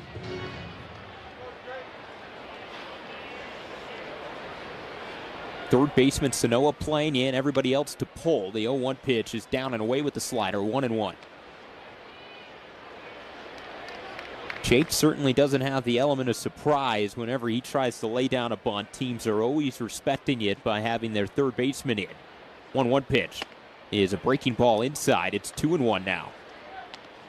And they're really trying to keep him from slapping it the other way. He's been throwing those breaking balls in on the hands of McCarthy. 2-1 pitch. And he crushes it deep to right field. You can forget it. Into the second deck. McCarthy puts the Rockies up 5-4. Number 7 on the year for Jake. 429 feet. That's just the 4th home run allowed by King in nearly 38 innings. But after working inside, they decided to try and go away with a slider, and he just didn't get it away, John King, and boy, did Jake make him pay. With that home run, the Berg Simpson Law Firm makes another generous donation to Craig Hospital. Berg Simpson, good lawyers, changing lives. So the Rockies had that counter punch again today, scoring 2 runs in the bottom of the 4th. They lead 5-4. First pitch to Mickey Moniak, a strike. Here's the 0-1, and he'll foul off a sinker that was on the outer half. It's 0-2. Mickey 2 for 2 today. Has scored twice, a solo home run in the first, a double in the third.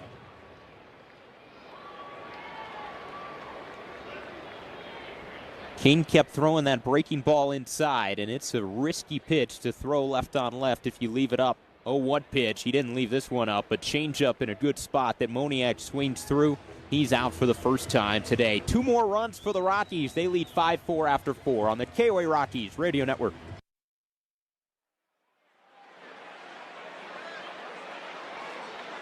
Now the run, dives, makes a catch. Beautiful play. Wait for Paredes. Can he suck? Get there.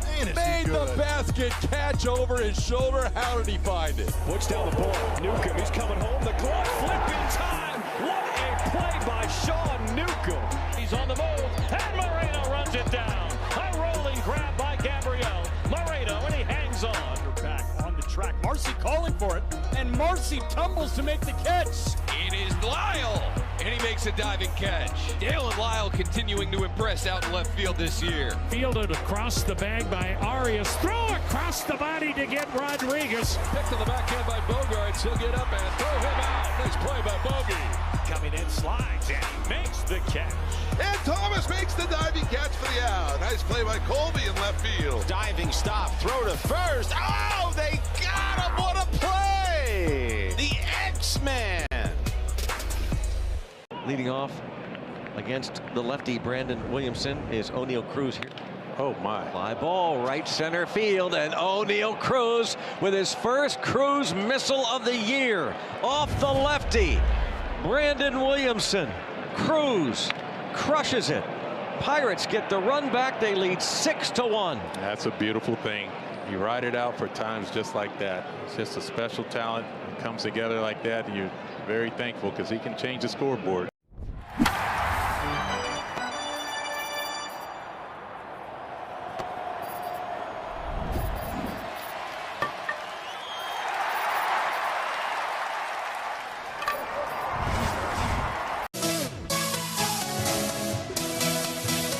Michael Lorenzen out for the fifth inning as the Rockies have taken the lead for the first time this afternoon. They are up 5-4. Lorenzen has fought his control today, not so much the command of his pitches in the strike zone, as he's allowed 4 hits, 2 hard hits by Xavier Edwards. The other 2 not hit that hard at all, but he has walked 4, and a couple of times the Rockies defense, while not charged with an error, they would probably tell you they should have made the plays.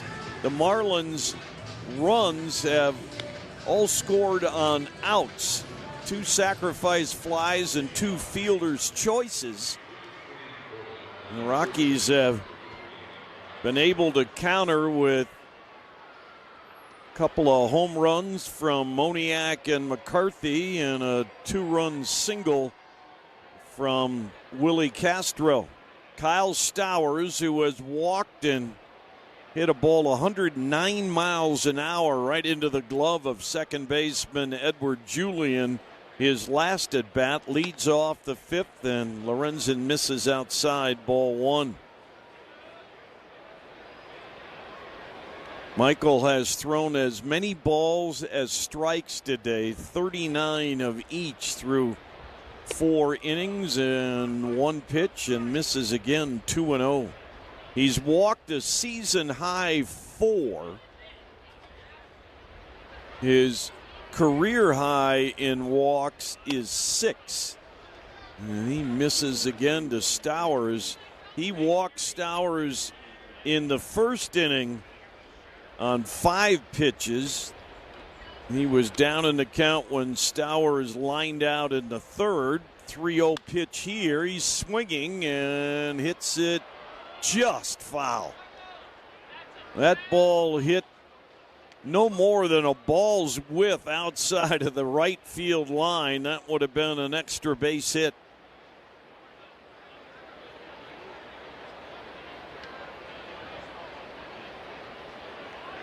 But fortunately for the Rockies, a foul ball. And now a 3-1 count on Stowers. Much lighter schedule in baseball today. Just 8 other games besides this one. And now Stowers gets, I guess he was complaining about Lorenzen not looking at him or not giving him enough time, or again, is it the pitch comm as well? And they're going to swap it out. The last time they got it working again, it's the receiver part of it that is worn in a player's cap.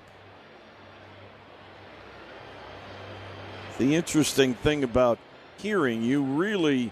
It's the sound waves. They can vibrate off the skull.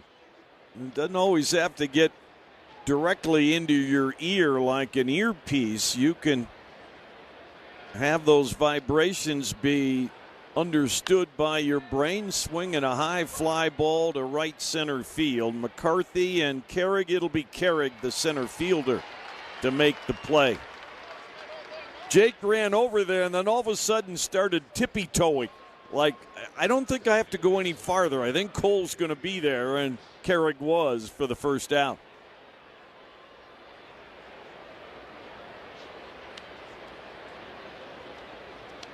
Xavier Edwards is 0 for 1 officially. He's knocked in 2 of the 4 runs with a fielder's choice and a sacrifice fly.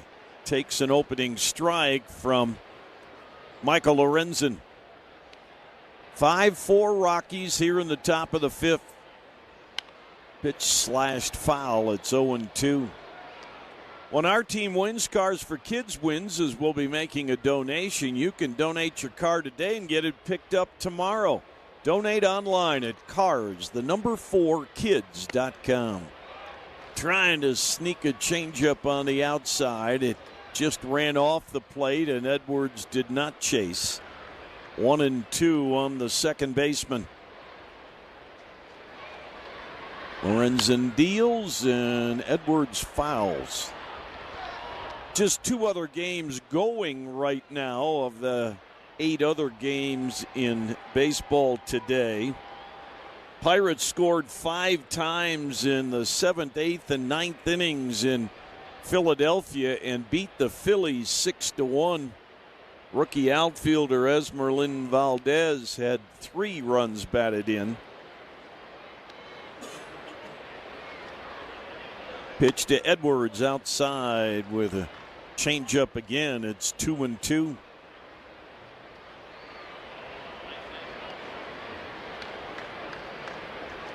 Lorenzen ready and fires, and that one wrapped around the plate with a cutter, and the Rockies are going to challenge.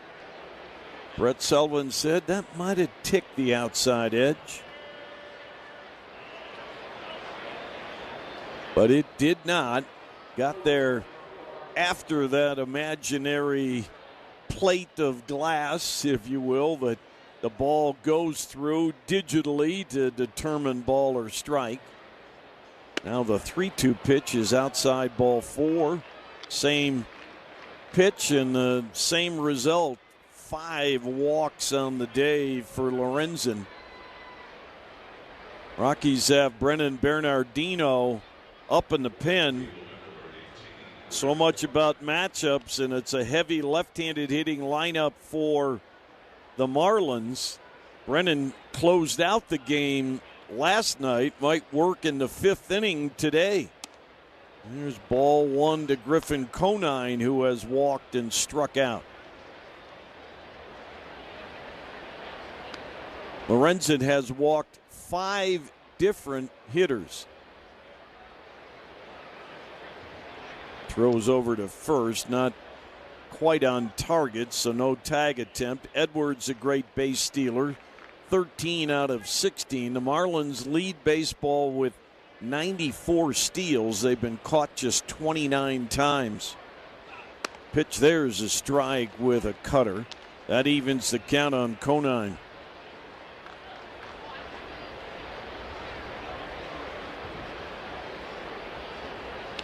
Glance over at Edwards. The 1-1 pitch is high and away, 2-1.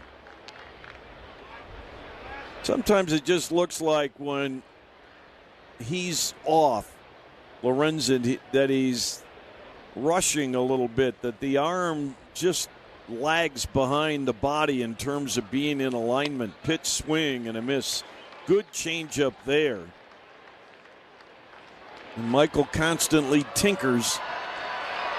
Well, when your arm's lagging, you're typically missing to the arm side, so the third base side of the plate, and that has definitely been a theme in this one. 2-2 pitch. He might have overcompensated there and threw a ball in the dirt at the feet of Conine. Good stop by Sullivan. It runs the count full. Rockies have a 1-run advantage, but Miami again just sort of picking away. Will Edwards go on the 3-2 from first? Well, over to first with another throw goes Lorenzen. The other game going on, the Reds have had all kinds of trouble against Milwaukee this year. 3-2 pitches outside, ball 4. 6 walks for Michael Lorenzen, and here comes Warren Schaefer. That'll end it for the veteran righty here in the 5th. 2 on, 1 out. Rockies leading at 5-4. We'll tell you about the new Rockies pitcher when we come back on the KOA Rockies Radio Network. I wasn't prepared to be a caregiver to Mom. Stewart takes off. Soft strike. Bang. Throw. Sailed into center. Stewart didn't realize it. Yeah, this is more of a hand grenade than it was a throw toward second. It's interesting get up for the ballpark. Yeah, looks like he needs some sun. Yeah, well, yeah. Looks like a cup. That might not help the footing. Something comes flying onto the field there. Lucky that flew into a dead spot there. Foul tip off the top of the glove. Looks up and is able to find it. Wow. Welcome to the big leagues, Cole.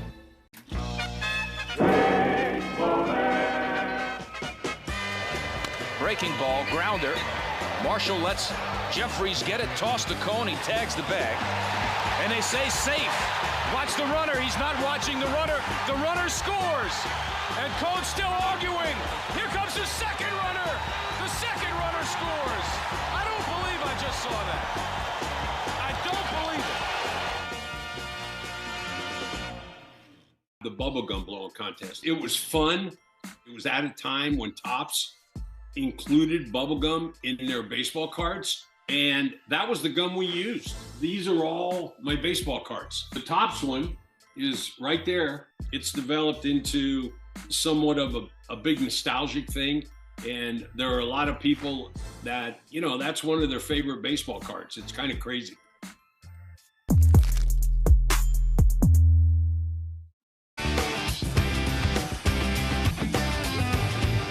Rockies making a pitching change here in the top of the 5th inning, brought to you by Colorado's for Responsible Energy Development, developing Colorado's energy and building Colorado's future. Learn more at cred.org. That's CRED.org. The Rockies, who do everything out of their bullpen matchup based, are going to bring in Brennan Bernardino, who last night was tasked with getting the save. He picked up the save, his first of the season. It's his 41st appearance of the year. He enters now in the 5th inning with runners at first, at second, and 1 away. He's got a 3.48 ERA, and he's the Rockies' lone left-hander out of the bullpen. He's going to see a pinch hitter. Heriberto Hernandez is going to bat for Owen Casey, a right-handed batter.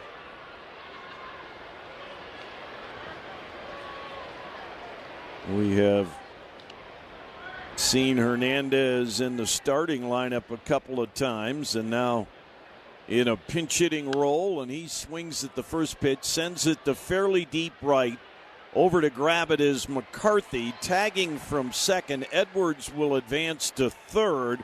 Holding at first is Conine. Brennan Bernardino, 1 pitch, 1 out to get the second out here in the 5th. That's about as good as you can ask for, because now you spoil the right-handed hitter and you can get the left-on-left matchup you want against Jacob Marcy. Marcy walked and scored the Marlins run last inning on a ground out. 2 balls on the ground and 2 sac flies have produced the 4 Miami runs. Rockies up 5-4, but 2 on and 2 out here in the 5th. Left on left, and it almost hits Marcy as Bernardino misses inside with a sinker.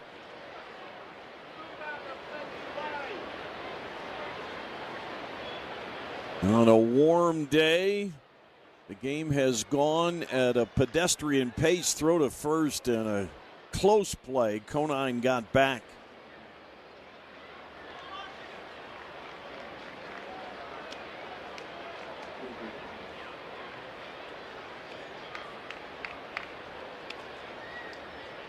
A fly out, 2 walks, and another fly out. First and third and 2 down. The pitch, there's a strike on a good sinker, 1-1. Calvin Fauché is up in the Miami pen, a right-hander. They used John King last inning. The Rockies foiled the strategy as left-handed hitting Jake McCarthy hit a 2-run homer. Pitch misses off the plate. It's 2-1 on Marcy, who grounded out back in the first inning to end that inning, and Bernardino's trying to get him to end this inning, the 5th. 2-1 pitch is hit towards center. Carrick loping back, reaches up, he's got it. Brennan Bernardino does it again. Nice job by the veteran southpaw. Halfway through, it's 5-4 Rockies on the KOA Rockies Radio Network.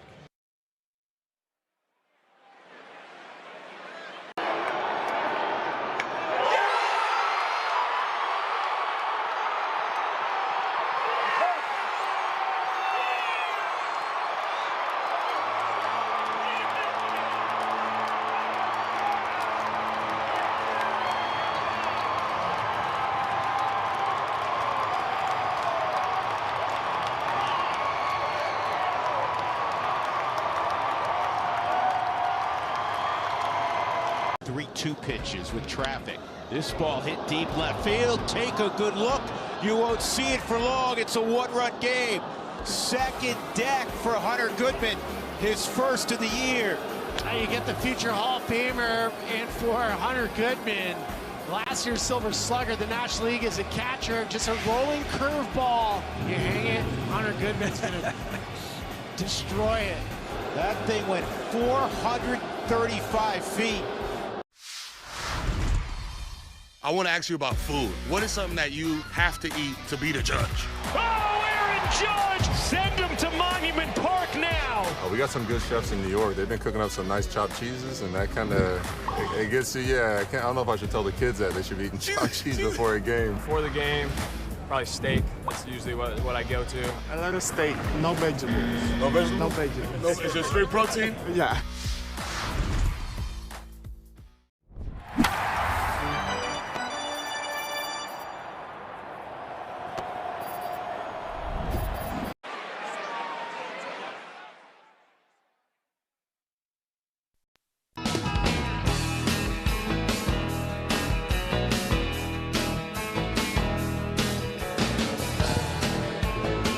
Bottom of inning number 5, the Rockies with a 5-4 lead. TJ Rumfield against John King, left on left, swings and misses for strike 1. TJ had his hitting streak stopped last night, started a new one with a first inning double. Flied to left field his last time up, breaking pitch inside, left on left. 1 ball, 1 strike.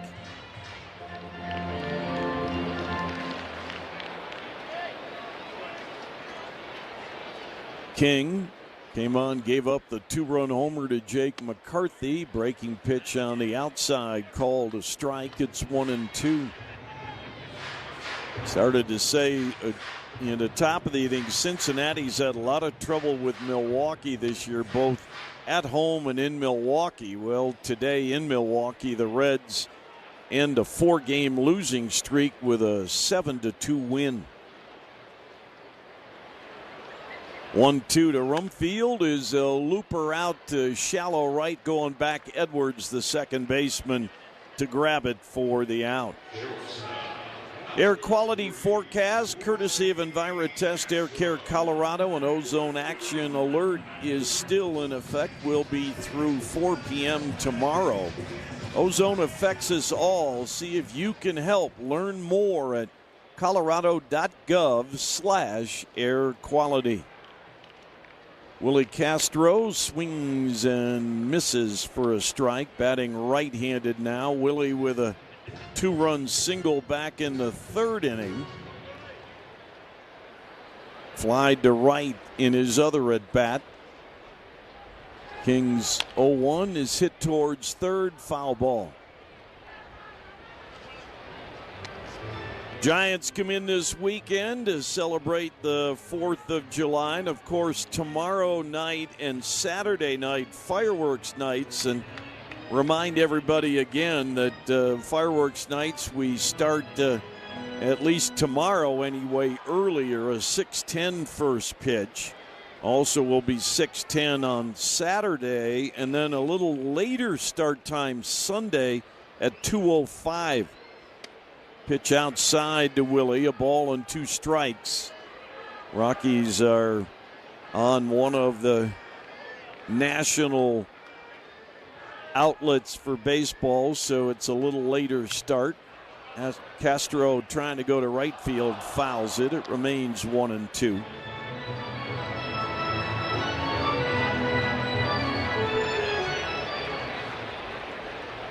Giants were in Phoenix playing the D-backs. They won last night. They were already here in town with an off day.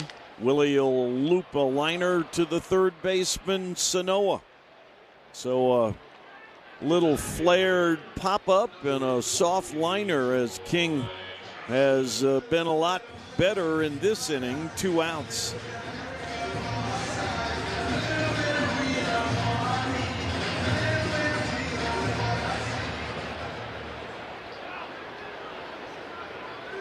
Expected to be Ryan Feltner against Logan Webb in the opener tomorrow night of that Giants series. Yanked foul up the right side by Troy Johnston. Rockies will then go out on the road for the final week before the All-Star break. Play the Dodgers 3 times in Los Angeles and then 4 with the Giants in San Francisco. Pitch outside and low, 1 ball and 1 strike.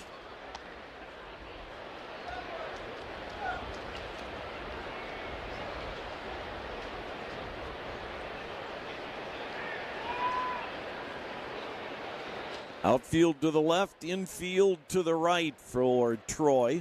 He swings and misses at a good changeup from John King. It's 1-2.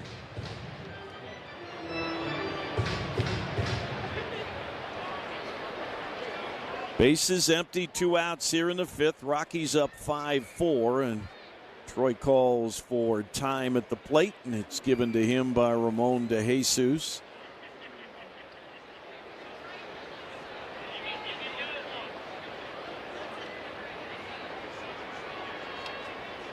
One-two pitch hit up the middle, but that's right where Lopez, the shortstop, was set. It's an easy inning for King.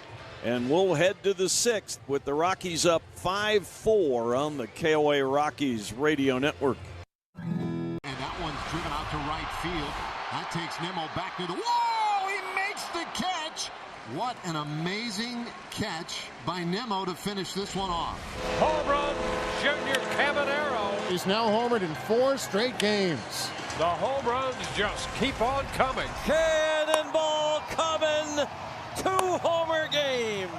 Oh, Hearn, oh, baby. Whoa, my goodness. One of the farthest home runs we've seen at PNC Park. Ewing back, track, whoa, gone, number 30. He's the first to 30 home runs this year, and he's the fastest Philly to 30 home runs of this season. Boy, was that clutch, man. That was clutch. His longest no-hit bid of his illustrious major league career. And Sonny will get a well-deserved standing ovation. What a great effort by Sonny Gray tonight.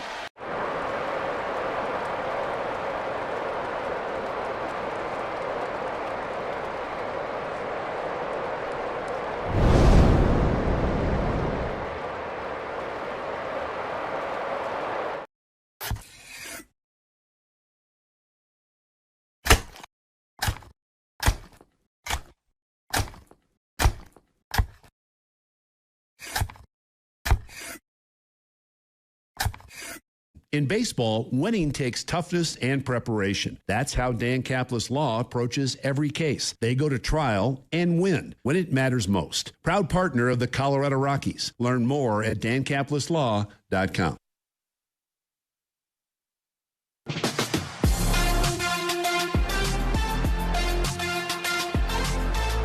And Bernardino, who got the final 2 outs of the 5th inning to keep the Rockies in the lead, is going to start the 6th inning. Short delay, a ball lost by some youngsters out in the left field bleachers, ended up out on the field. Cole Carrick retrieved it. Right-hander Victor Vodnik throwing for the Rockies. It'll be a challenge. It's for a lot of teams, but the Rockies finishing the season, or the first half of the season, if you will, before the All-Star break. Ball 1 to Sanoa. They had the off day last Thursday in Minnesota, but they're playing 17 in a row heading into the break. Sanoa just reaches out and loops a ball into center field. His ability to just hold that bat back and make contact has been impressive. His second hit of the day, of the 5 for the Marlins, and the tying runs aboard with nobody out for Joe Mack, the left-handed hitting catcher. Well, we've said multiple times that the Marlins will kill you with a bunch of paper cuts, and I think Sanoa is Mr. Paper Cut. First pitch is outside to Mack for a ball. He walked his last time up. That against the starter, Michael Lorenzen. Sanoa, 5 steals. He's been caught a couple of times. Lorenzen went officially 4 in the 3rd innings, allowed 4 hits, 4 runs all earned, walked a season high and career tying 6, struck out just 1. Pitch to Mack is popped up shallow left. It's going to be a challenge, but a good play by Kyle Karros. Long throw back to first, and Rumfield just couldn't stay on the bag and get the ball. Kyle was falling backwards practically in short left field when he made the throw, because Sanoa was racing back after being almost to second base. Well, Kyle's running straight backwards, a play that typically you got a basket catch, but he does a nice job getting there, so he catches it overhand, and TJ tries to stretch out with his left foot to the right side of first base. He just couldn't keep the foot on the bag, and then he got it back to the bag, but just barely after Sanoa got back. Good play, really, on both parts. It would have been a great double play, but they get the first out, and Sanoa's back at first. Ball 1 to the lefty swinging Liam Hicks. We'll get you station ID at the first chance, and that's a strike. 10 seconds, station identification on the KOA Rockies Radio Network.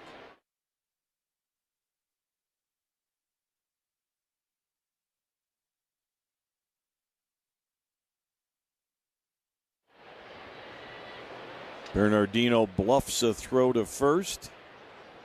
Jack Corrigan along with Zach Goodman. Jesse Trujillo, our engineer producer here this afternoon, along with Jesse Thomas, giving him all the instruction necessary. Jesse Trujillo's going to be joining us on the trip next week to Los Angeles and San Francisco, and the one and only A-Rod, Anthony Rodriguez, at Master Control. The KOA Rockies Radio Network broadcast team here this afternoon. A ball and 2 strikes, the count on Hicks.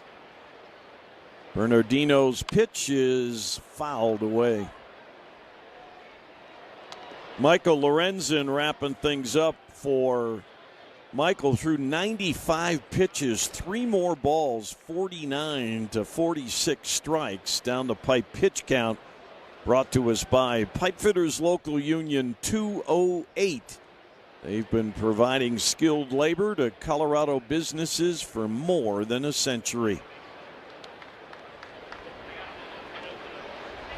Another 1-2 to Hicks is hit down the right field line. It's a long run, and running out of room was Jake McCarthy. It ended up hitting the safety netting. So another opportunity for Hicks as he spoiled a pretty good pitch.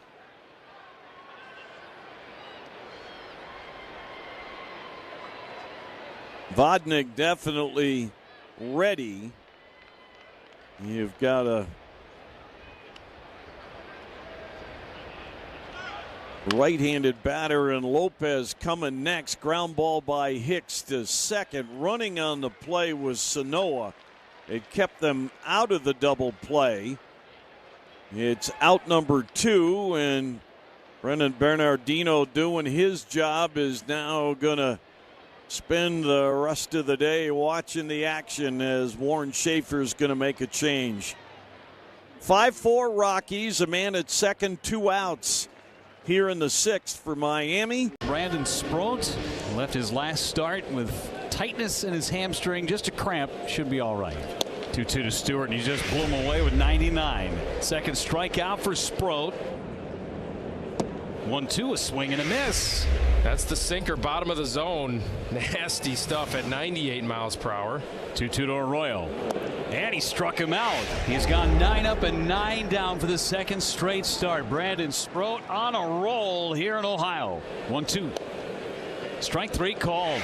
Cutter on the outside corner. That's strikeout number 8 and a new career high for Brandon Sproat. Virtually unhittable, really.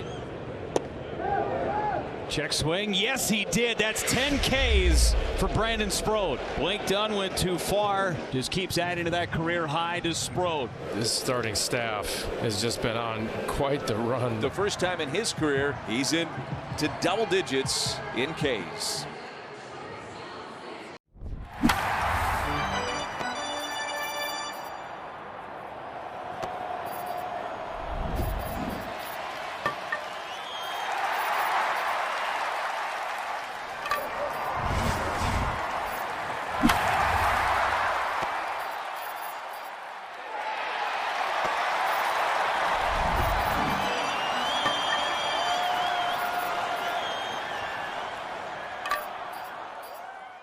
The Colorado High School Activities Association and the Colorado Athletics Directors Association.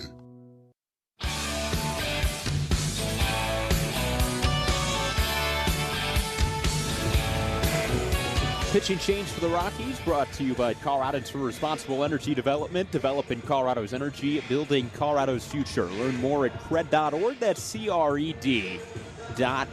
It's Victor Vodnik on the mound now for the Rockies, making his 24th appearance of the year.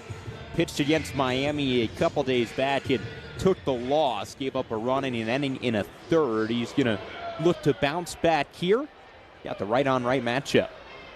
But it's a tough matchup. Otto Lopez, who has doubled and tripled, scored a couple of runs on a 2-for-3 day, takes a fastball high for ball 1.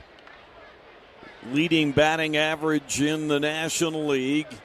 The 2 hits today have him at .335 on the year. He has 114 hits. 1-0 pitch, and he has to duck away from a slider. It's 2-0.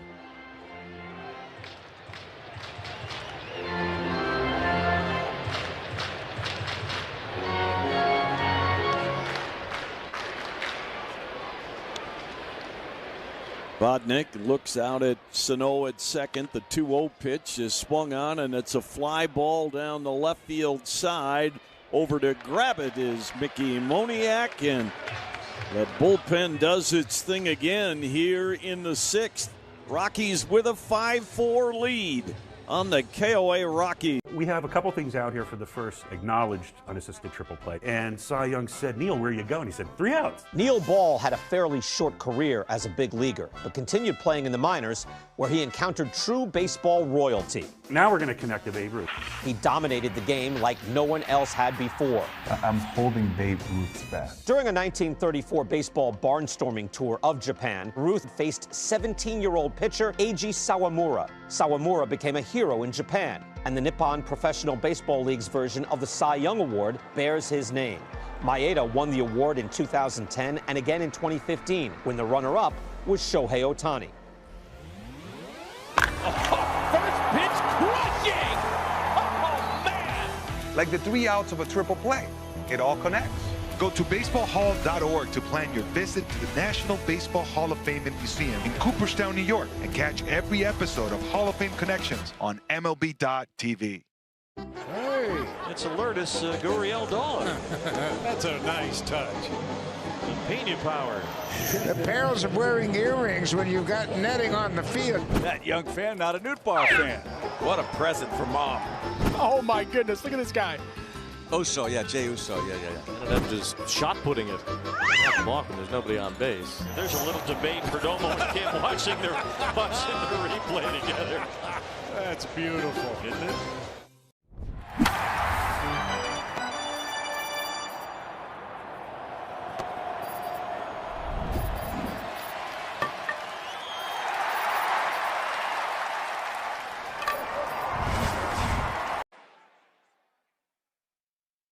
Bottom of the sixth inning, Rockies out in front of the Marlins 5-4. It's going to be a right-hander. The 30-year-old Calvin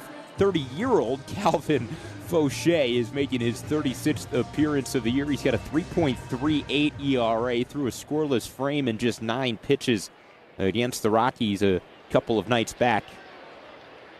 Cole Carrig, switch hitting, will bat left-handed. He's 0 for 2, Rockies center fielder. Tries to bunt and got it over the mound into no man's land. That's a base hit. Just a little pop bunt that died in the grass past the mound. Once it got over the head of Fauché, no chance to get Carrig. Well, that's what he's trying to do on this bunt. The third baseman, Sano, is in, so he's not trying to bunt it towards third. And you can tell because he gives it a little bit of a push. He's not just trying to deaden the ball, he's trying to push it that way. It's a perfect bunt for Carrig. Kyle Karros now will foul a pitch away. Kyle 0 for 1, plus was hit by a pitch his last plate appearance. Hit number 6 for the Rockies on the bunt hit, and Carrig, of course, a steal threat, but Mac's been good at throwing guys out, and Kyle takes strike 2. Fauché, the best guy in the pen for the Marlins in terms of inducing ground balls. That's what he's looking for here. 0-2 pitch is strike 3 called, and Carroll's knew it. 96-mile-an-hour sinker. I think Kyle was looking for something else. Out number 1.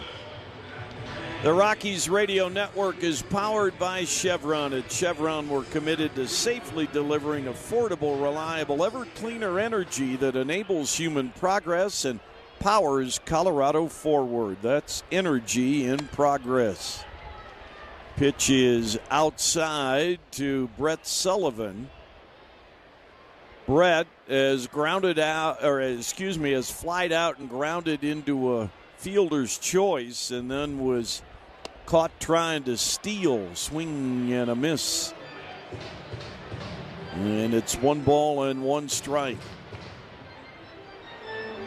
In their outstanding month of June, the bullpen for the Fish was terrific. Throw to first, Carrig with a dive is back safely, and Fauché certainly a part of that. He took a loss in the month, but ERA just over 1.4, and the opposition hitting just a .180 against him. Carrig goes, and it's a line drive off the glove of Edwards, but Carrig didn't read it,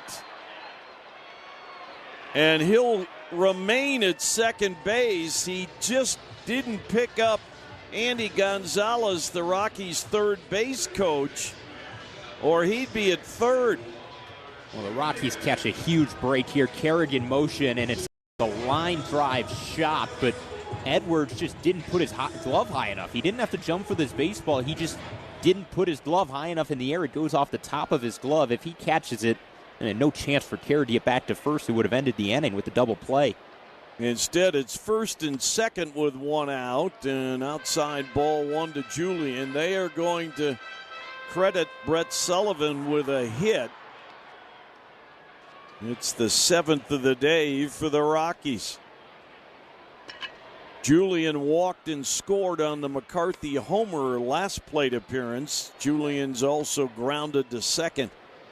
And Fauché, perhaps bothered by the miscue that happened, is behind 2-0 now to Julian.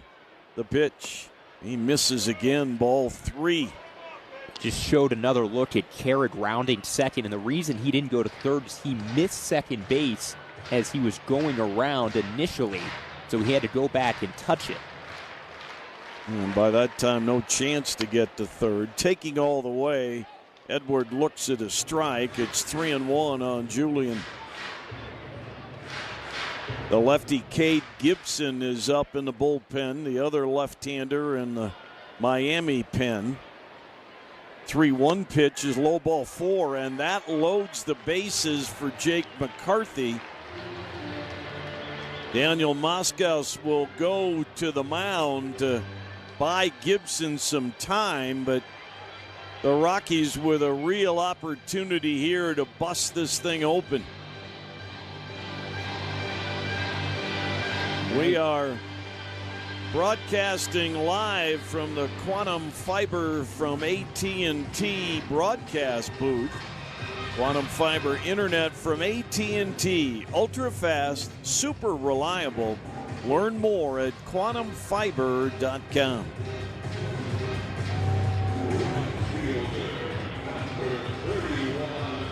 These are opportunities in games that winning baseball clubs take advantage of. You have the guys that you want in your order. You have the top of the lineup, McCarthy, Moniak, Rumfield. They've all been going well. Had the 2-run home run from McCarthy earlier in the ball game. And if you want to win games, you got to cash in big innings like this. And Jake has been good in the clutch, trying to do so again. Had the 2-run, 2-out homer last inning. He walked and scored in the third. Takes an opening strike from Fauché and then hits it by the diving third baseman Sano into left field. Carrick home, coming to the plate, and safe at the plate is Sullivan as the ball could not be handled by Joe Mack. It's a 2-run single for Jake McCarthy and a 4-run afternoon in terms of knocking men home. Rockies lead it 7-4. Well, it's just a simple approach from McCarthy. He's trying to put the ball in play. Got a ball that's a little bit inside on the hands and just flicks it the other way. The throw to the plate was going to be close, but it's a short hop, and Mack couldn't dig it out.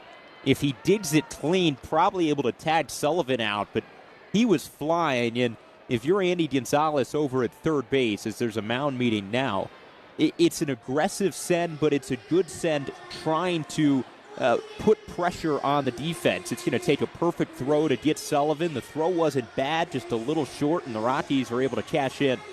The meeting on the mound was to buy some time for Cade Gibson, with Mickey Moniak coming to the plate. Clayton McCullough goes to the mound to get his third man out of his pen. The Rockies with their biggest lead of the day at 7-4. Pitching change here in the 6th. We'll be back on the KOA Rock.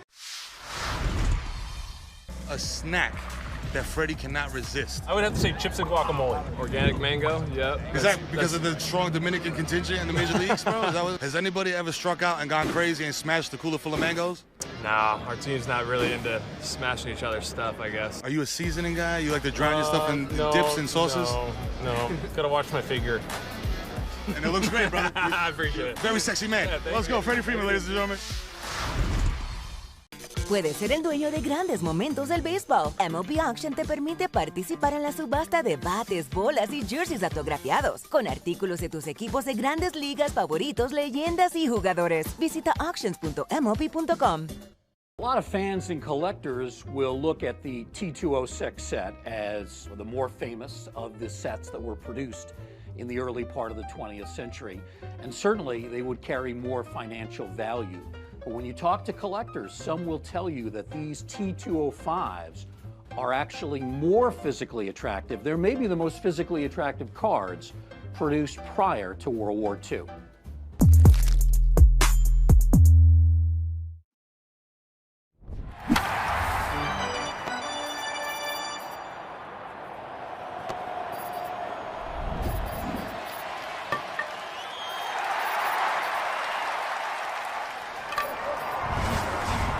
ROCKIESMLB.org. Now, too much on a limb. First pitch swinging, Ezekiel Tovar will send it to deep right, but room out there for Conine to make the catch. Tovar batting for the first time, and hopefully the only time today, is the first out.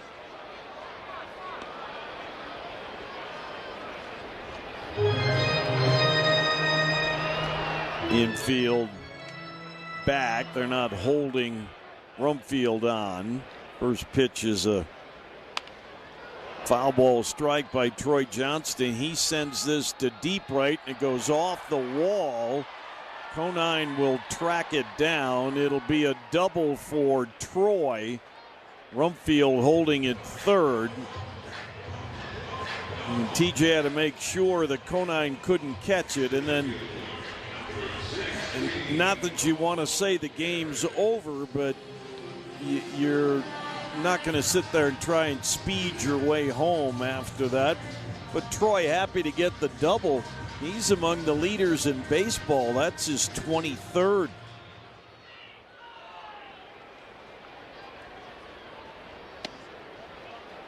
And Cole Carrick will bat left-handed again.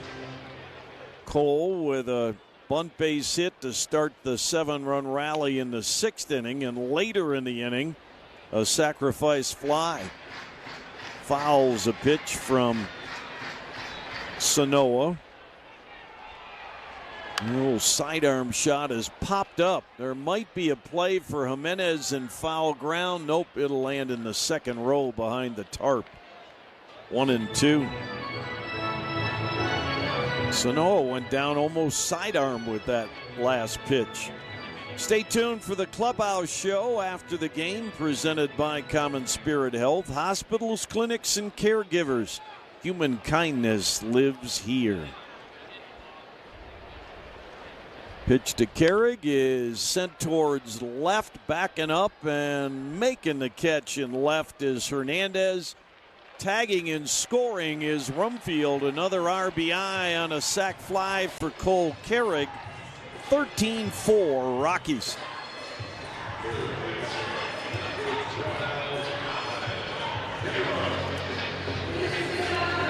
You know, you'll ride the ups and downs of a young player, but Cole Carrick with 13 RBIs in 21 games is a ratio you'll take anytime.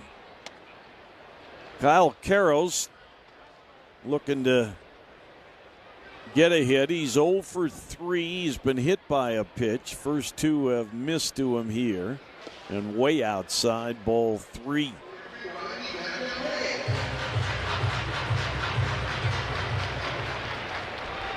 So for the Rockies, after being handled by the Marlins, they get the win last night and have this big lead here in the 8th inning as Karros draws a walk on 4 pitches. Rockies have gotten 5 walks. 3 men have been hit by pitch, and 13 hits for the Rockies make it 14 as Brett Sullivan singles to right. Coming home is Troy Johnston, and the Rockies lead grows to 10. It's 14-4. Brett Sullivan gets his 14th RBI of the year.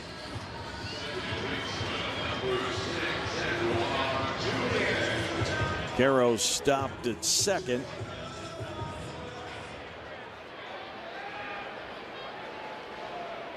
This is the 3rd time Sanoa has pitched this year, and not having the same kind of luck. He had allowed only 1 hit in 2 scoreless innings. He has given up 2 here, and now he's down 2-0 to Julian. And Edward drives it to right, playable for Conine. He'll make the catch to retire the side. Rockies up big, 14-4 as we head to the 9th on the KOA Rockies. The Arizona Diamondbacks are striking back after a slow start, and it's largely thanks to one of baseball's fastest men. Corbin's on the run. He's going the distance. He's going for speed. Corbin Carroll has been playing like an MVP since his debut in 2022, but in his 4th full season, he's taken his game to a whole new level. This guy's unbelievable.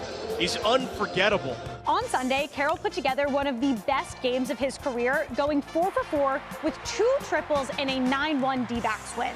That put Carroll at 8 triples for the season, twice as many as any other player, and 51 for his career. He's the reason why you come to the ballpark. Watch him hit and watch him run. He became the 2nd fastest player of all time to reach 80 homers and 50 triples. Only Hall of Famer Lou Gehrig did it faster. Carroll's on pace to lead the majors in triples for the 3rd straight season, and he's only 1 triple away from tying the Diamondbacks club record of 52.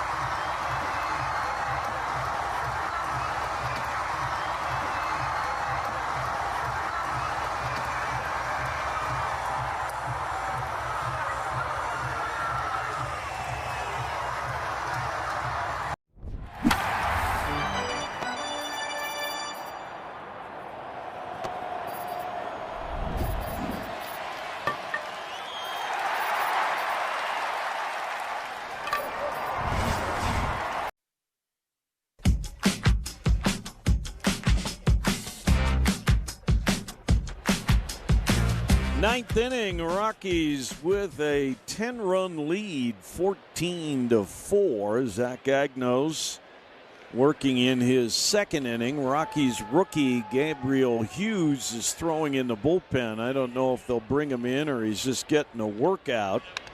First pitch swinging, Joe Mack, the catcher for Miami, fouls it to the left. Mack 0 for 2 with a walk today. Rockies 14 runs on 14 hits.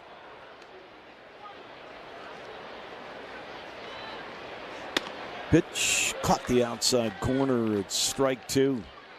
Michael Lorenzen went the first 4 1/3. Brennan Bernardino, Victor Vodnik, and now Agnos have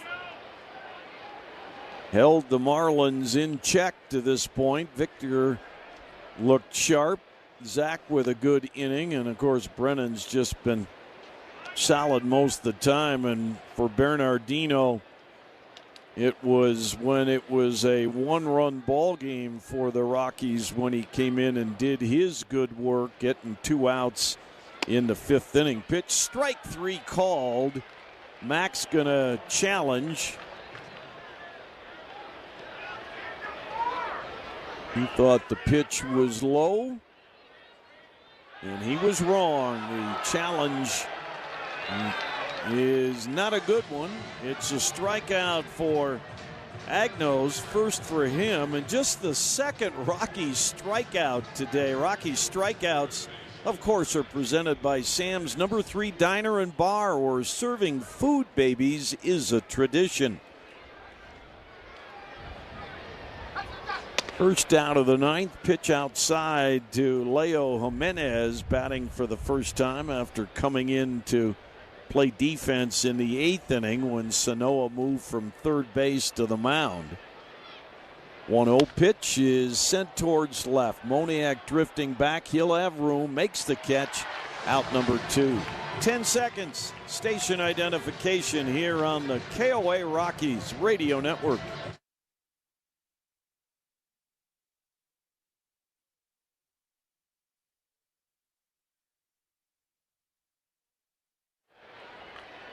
$19,595 on hand on this warm Thursday afternoon, and they've liked what they have seen. A strike into Otto Lopez. He didn't like the call, but it's 0-1. Marlins are out of challenges, ABS challenges. Lopez a double and a triple and 2 runs scored.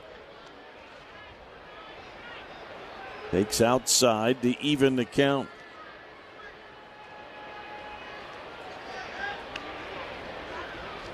Right on right, 1-1 pitch is strike 2 called.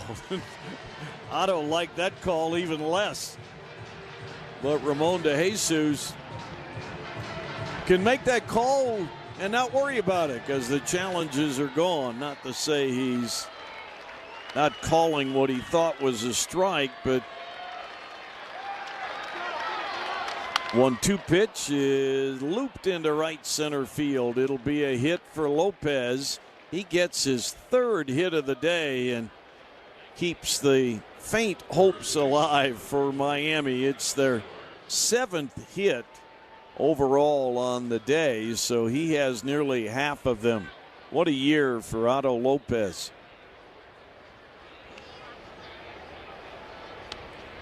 Kyle Stowers will hit. Left-handed batter will swing and foul it. It hit the net above the Rockies dugout and back out onto the field. First base umpire Paul Clemens tracked it down. They're not holding Lopez on. Infield back and pulled to the right. 0-1 pitch is fouled to the left. 2 outs, 2 strikes. Rockies up 10 here in the 9th. Agnos touches up the rosin bag, gets just a little better feel on the fingers. And the pitch high, overthrew a fastball.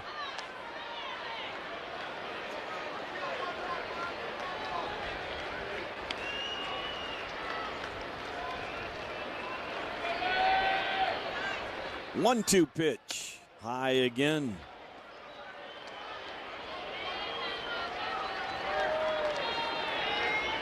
Well, a very tough stretch against the Marlins ends with a couple of victories once this one is secured. Pitch is strike 3 called, and that's the ball game.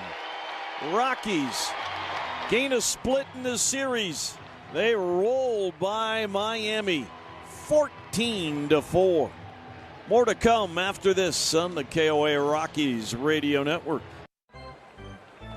Winning teams do the little things right. That's why Treetop Applesauce is the official applesauce of the Colorado Rockies. As a farmer-owned company for more than 60 years. This ball is launched to right. Dom Smith, a deep blast. And Atlanta with a couple of solo homers and a 2-0 lead. How about the location? That's elevated. It's 97.